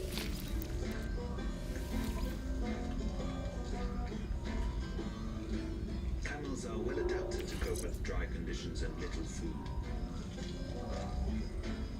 Their large single hump is a fat reserve that keeps them nourished and hydrated through lean times.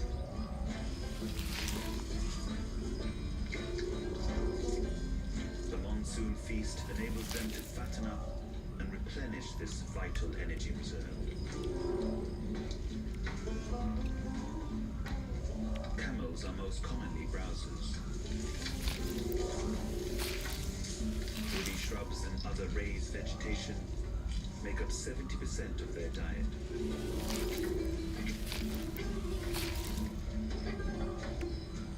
But the carpets of new ground cover and wildflowers allow them to graze.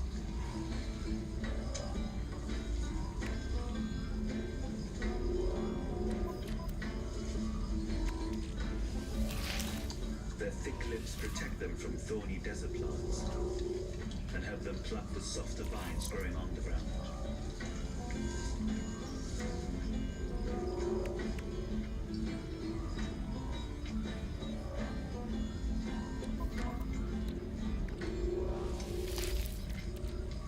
With so much food, they can afford to be choosy.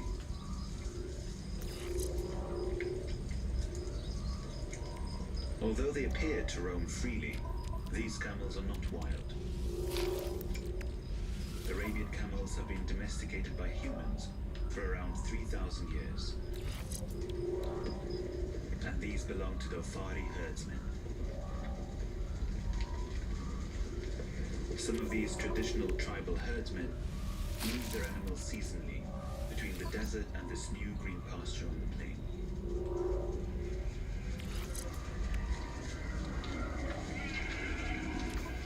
The camels will feed here for the whole summer, roaming with their human tenders across the vast landscape.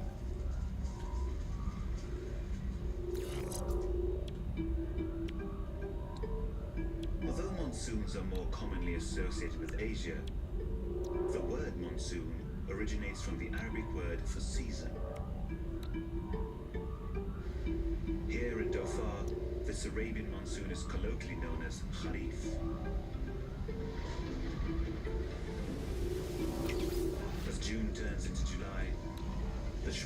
mist develops into rain.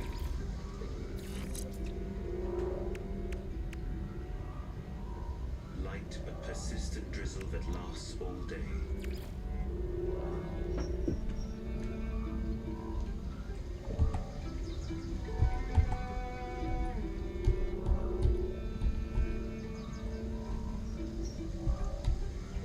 Now that plant life is everywhere, invertebrates come out of hiding.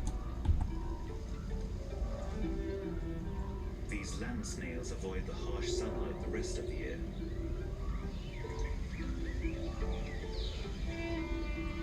Now they emerge from cover and scale the trees in great clusters to lap up the moisture.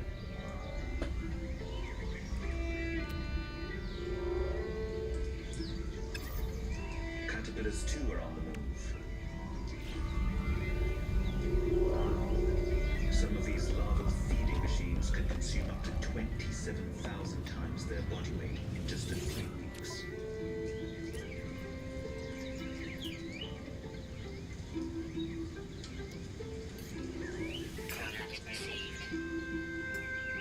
Others are out for a meal too.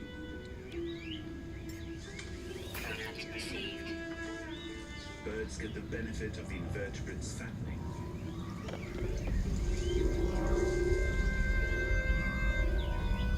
This shining sunbird prefers a sweeter treat.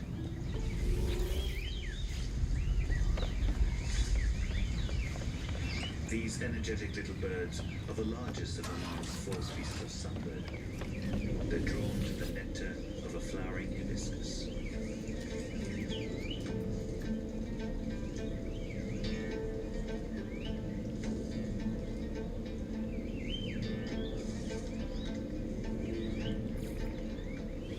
Although they're equal hummingbirds, they lack the flight skills of their unrelated lookalikes.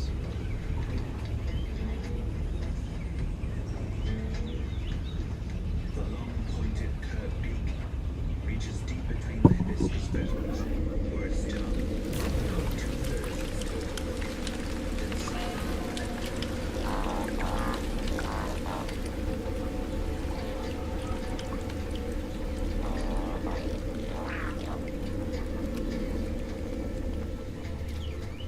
There will be more blooms to come as the monsoon progresses.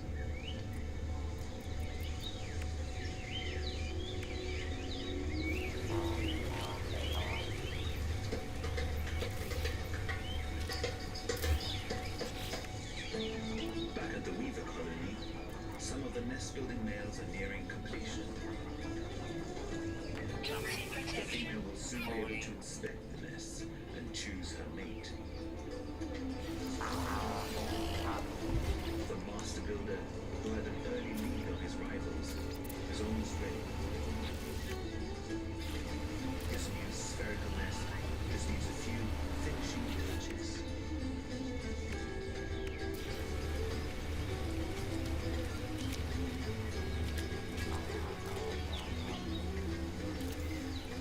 The entrance faces down, allowing easy access for the beavers, but making it difficult for predators to reach.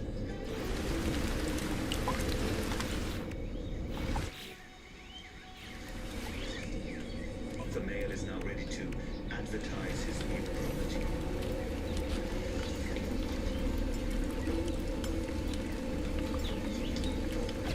Hanging upside down on his doorstep, he flutters his wings to attract the female's attention.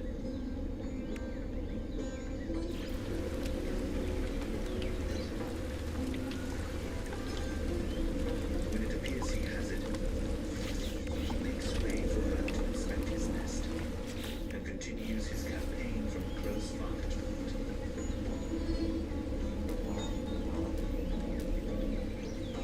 But she doesn't accept his invitation.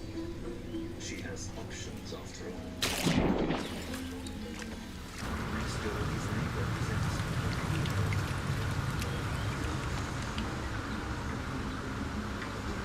Now the female has 2 offers.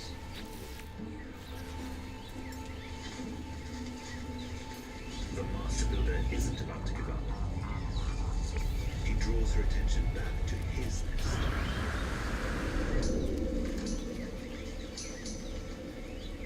This time the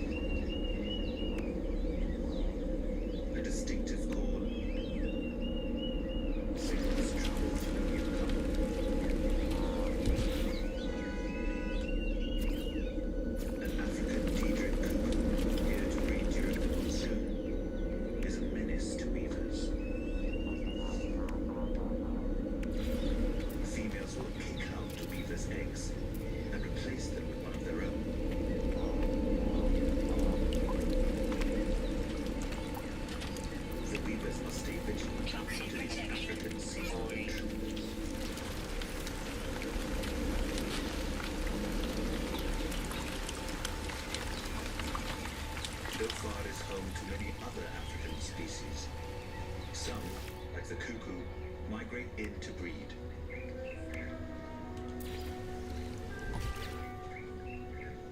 But others have taken up residency.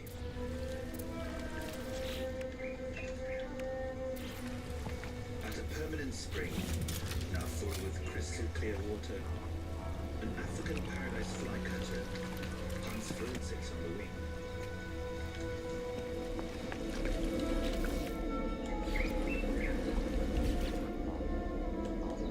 Toxin protection falling. Nearby, a grey-headed kingfisher keeps a silent vigil from its lookout post.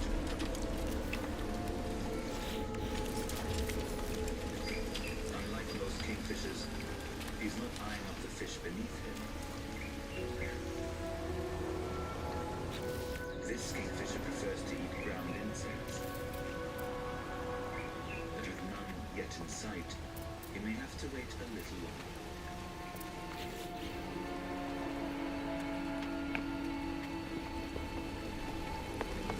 It's not just the birds that have feelings.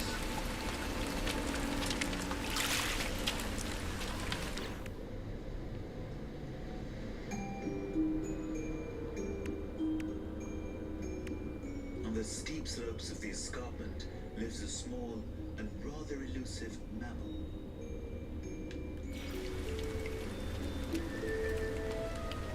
The rock hyrax, or dussie, as it's often better known in Africa.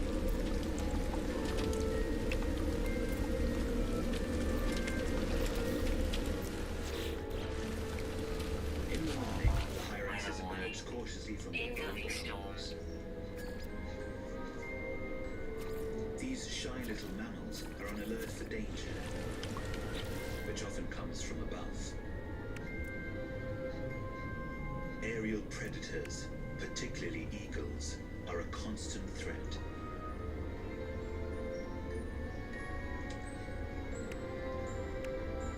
Coast clear. One by one they emerge.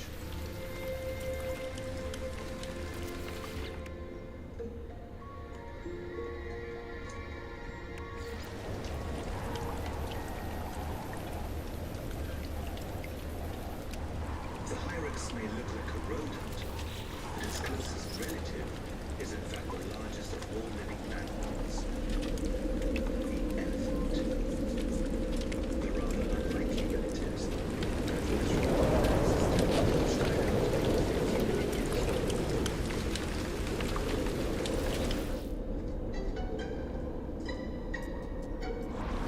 colony life is all about safety and numbers. This colony has around 20 members.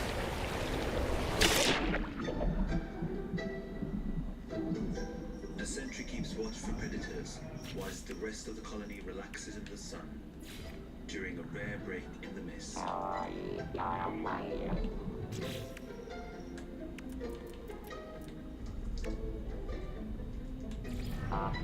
If the sentry spots danger, it will raise the alarm with a sharp, shrill call.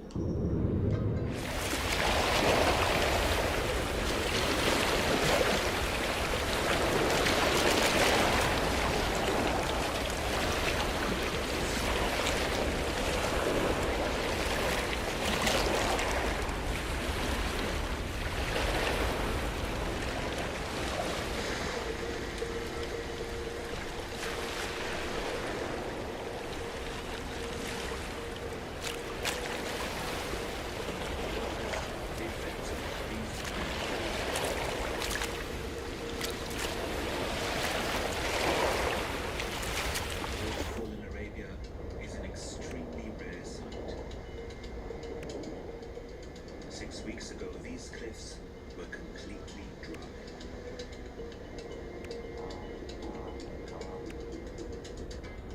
Dhofar gets more rainfall than the rest of Arabia combined. Despite this, it's home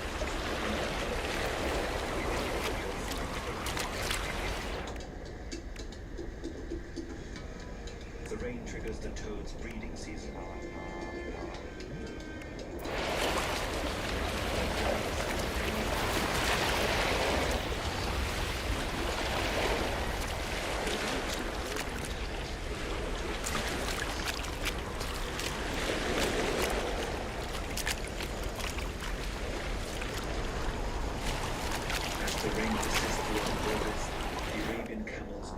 way through the Without monsoon. taking storm fear.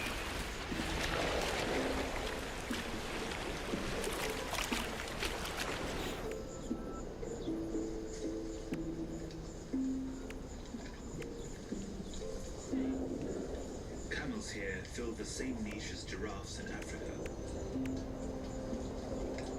browsing on leaves out of others' reach. They have the same number of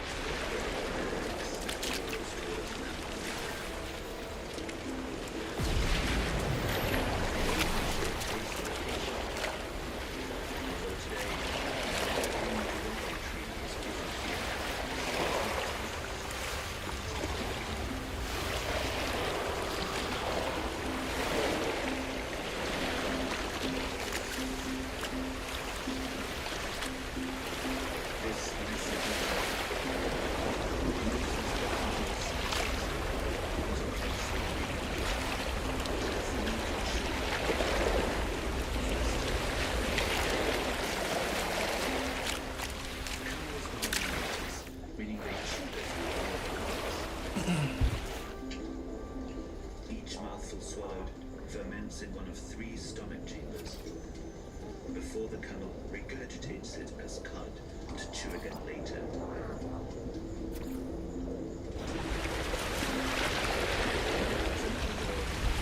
There's plenty more.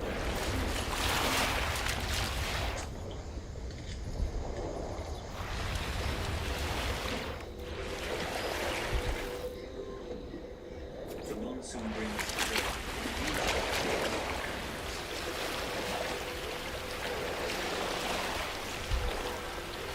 the antelope invigorates coastal activities connected with highly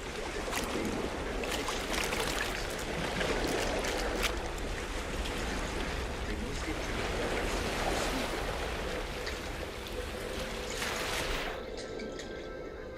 but camels aren't averse to wading in.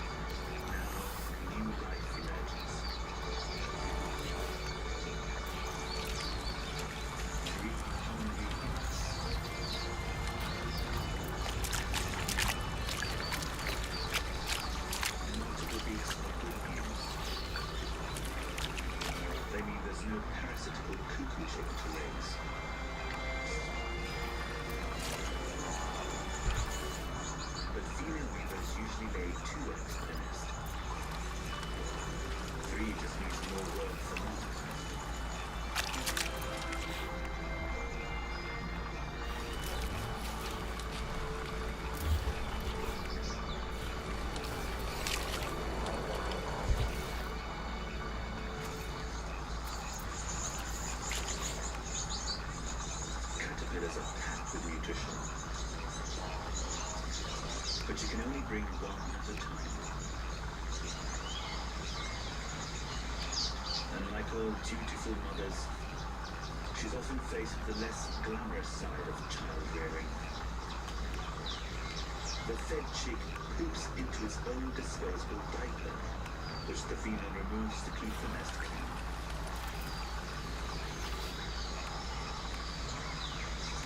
The young weavers will remain in the nest, creating eggs. A ready supply of moths and bugs keeps them well fed and growing fast.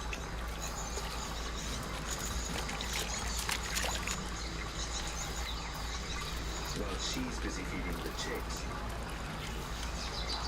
the prolific father has built a new nest and found another partner.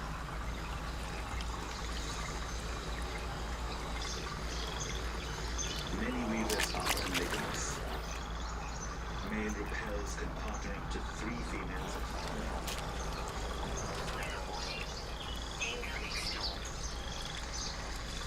Juggling the demands of dating, mating, and nest building is exhausting. There will be no let up until Tariq is over.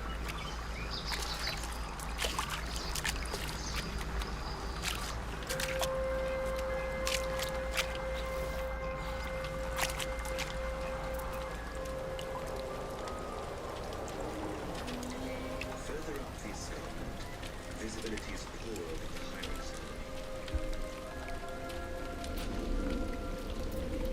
The sentry will find it harder to spot approaching predators while the mist remains.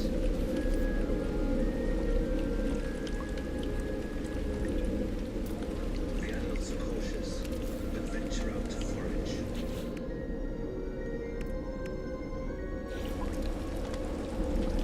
Hyraxes are predominantly grazers, eating grasses and other low-growing vegetation. But the monsoon also brings browsing opportunities.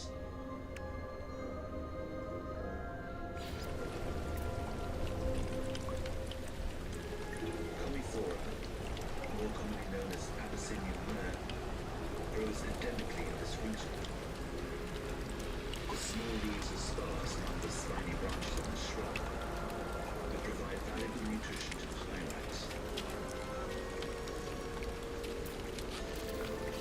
Reaching the leaves, however, requires skill and a bit of daring. This one takes its time to balance. But another has clearly done this before.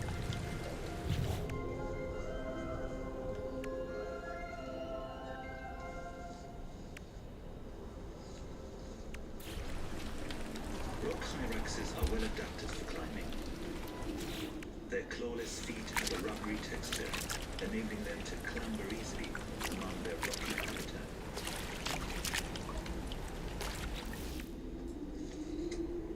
The thin branches of the shrub are a bigger challenge.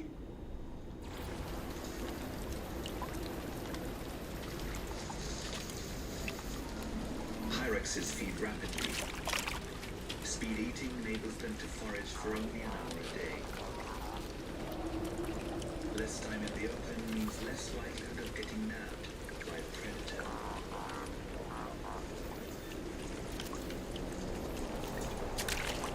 Like the camels, hyraxes have a 3-chambered stomach to help them digest their food. They're not ruminants. They don't need to chew their food twice. The bacteria in their gut help them to digest it as efficiently.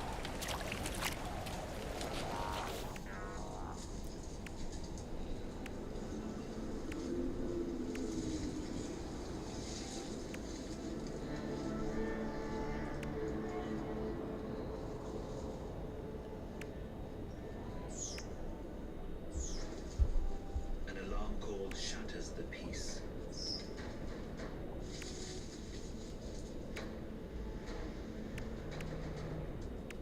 The distinctive shape and pattern of an eagle soars over the escarpment. Varroa eagles breed here in the Dhofar Mountains. They are the biggest threat to the Hyraxes. This one is not alone.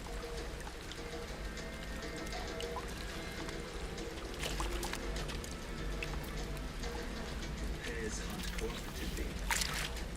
One attracts the attention of the Hyrax,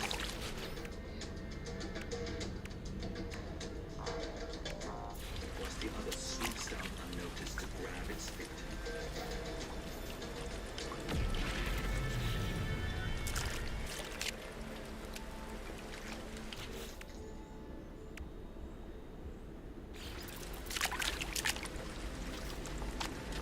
The Hyraxes hide amongst the boulders, but it looks as though someone wasn't fast enough today.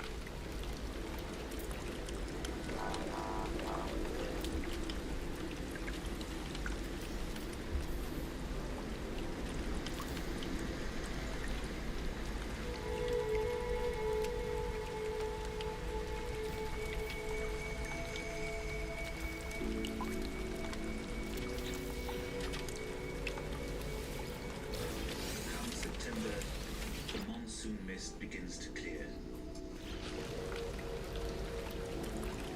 resulting in occasional bright days.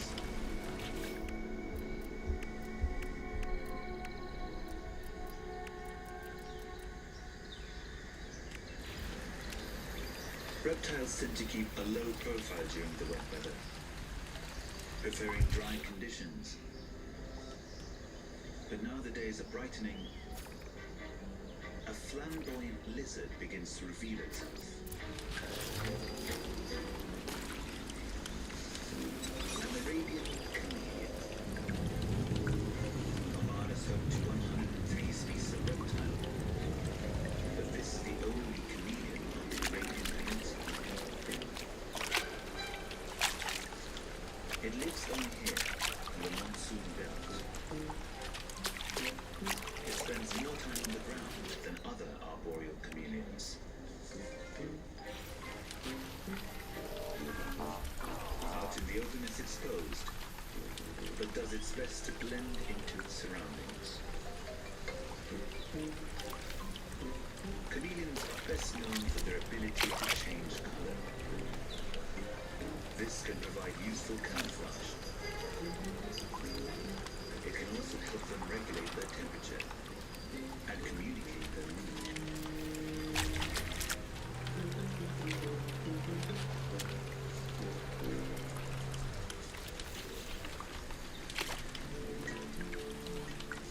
As it moves into cover, it becomes almost invisible.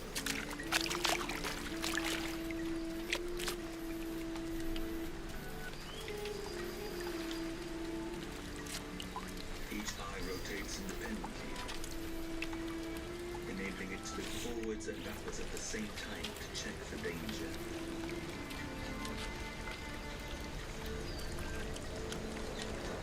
Reaching the safety of the tree, it changes color again.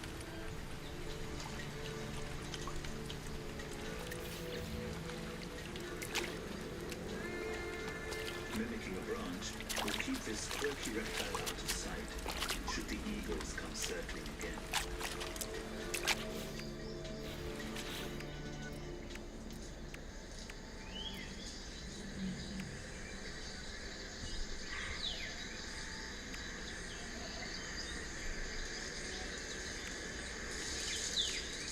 Higher up in a nearby fig tree, a feast is underway.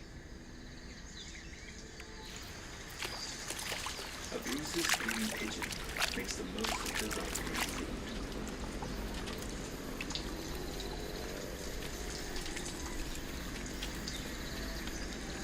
Carotenoids in the figs give this pigeon its bright yellow and green colors. The bird's plumage is at its most striking at this time of year, when the fruit is ripe.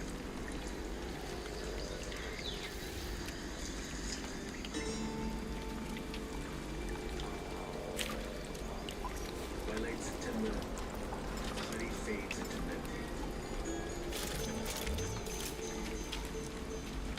The rushing water of the falls no longer echoes through the valley.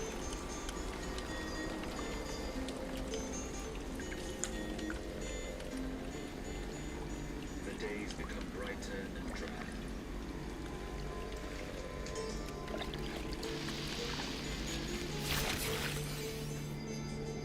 The change of weather suits the sun-loving Hyrax colony.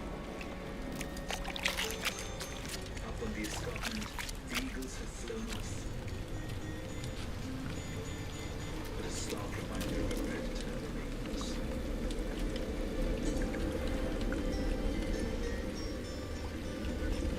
As the sentry takes up its lookout position, the mammals take advantage of the returning sunlight. Rock hyraxes have poor thermoregulation.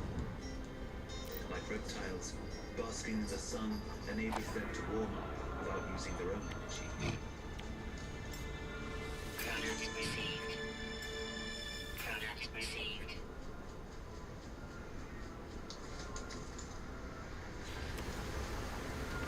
Harif's reigns may be gone, but they have left a parting gift. Incoming storm. Pups. Female hyraxes time the birth of their young to coincide with the monsoon.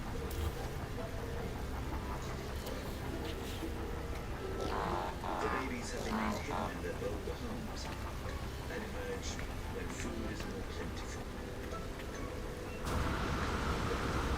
The youngsters form a crash, close to the safety of a bolder bolt hole. Toxic protection. Huddling together is another good way to warm up.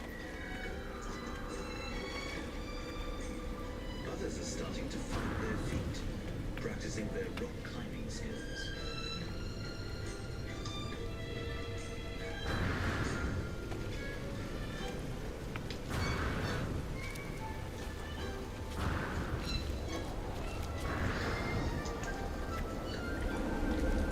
Toxic protection. Stabilizing. These two seem more adventurous than their past years. The pair heads up to the Mer bush, where the adults are feeding.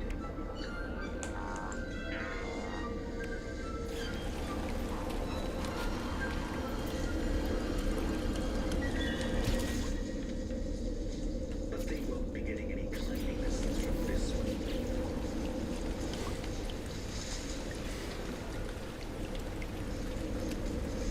Surely a lighter youngster stands a better chance.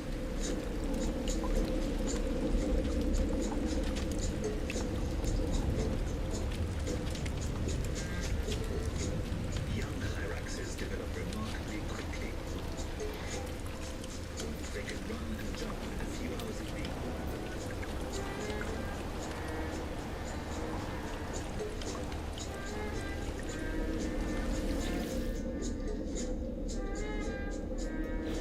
Learning how to balance can be more challenging.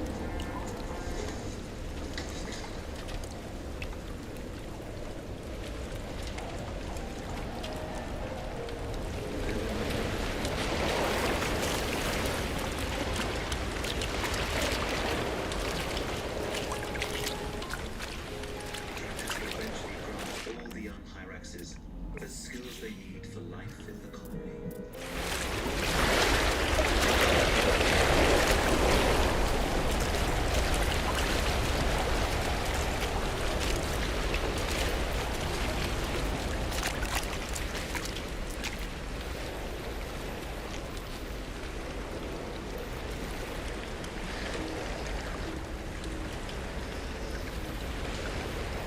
As October arrives, many of the nests in the Weaver colony look foolish.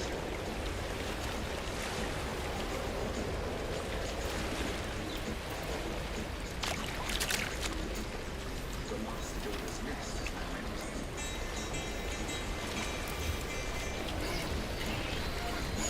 The fledglings remain close by, as does the mother.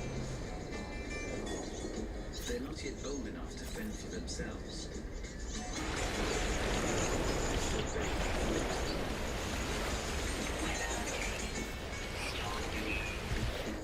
nearby, a juvenile cuckoo has long left its foster nest. One pair of hapless weavers was cheated into grazing in Ashton. The cow has fended for itself.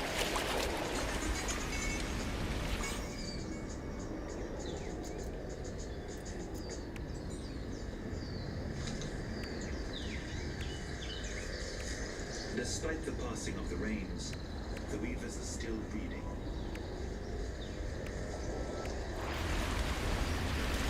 True to form, they must fall down as a new nest. And new chicks, which are as hungry as the half-siblings. But the breeding season is drawing to a close, and he's starting to lose the bright yellow plumage that separates the weaver men from the boys.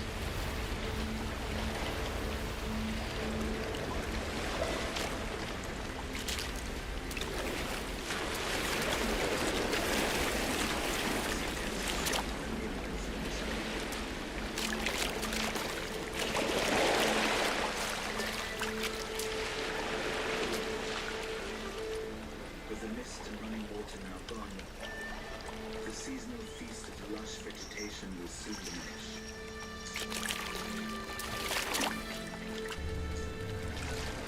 The last of the figs and flowers help the world that reserves, ready for green times ahead.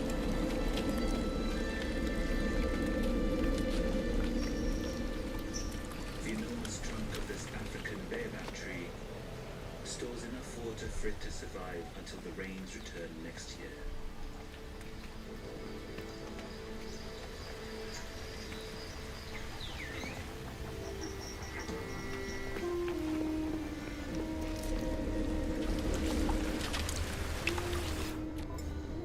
As the grasses start to dry up, the dromedary camels begin to move on with their human herders. Their bellies are full, their humps are firm, each holding up to 80 pounds of fat. This vital energy reserve helps to sustain them through the long, dry winter that lies ahead here.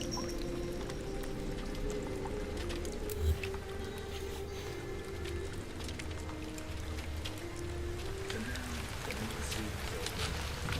This herd will return to the desert beyond the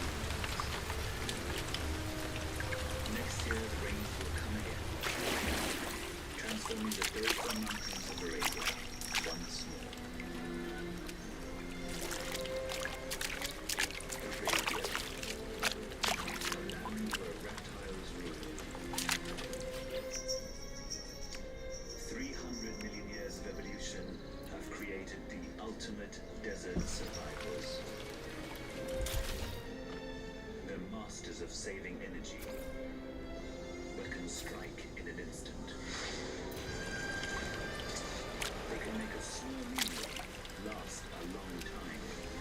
Each creature has a way to cope with extremes. They change their behavior as the sun changes position in the sky. Here, the heat of the desert is no match for life in cold blood.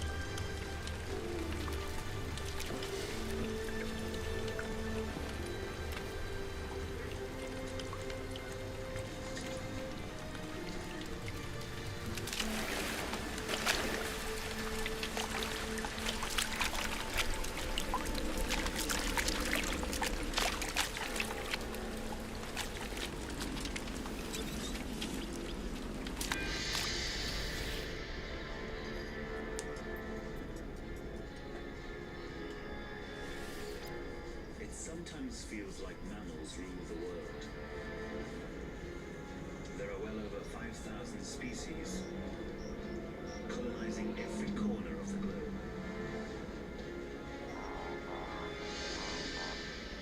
But in Arabia, it's a different story.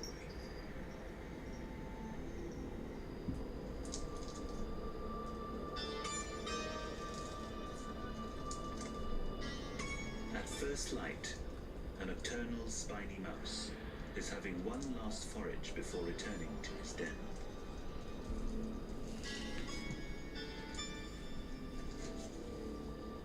But it lives in a land where reptiles rule. Thinking of a good One Piece name. What is a good One Piece name that involves A water? perfectly honed predator. The Clifford's diadem snake chooses early morning to hunt. I already got water 7.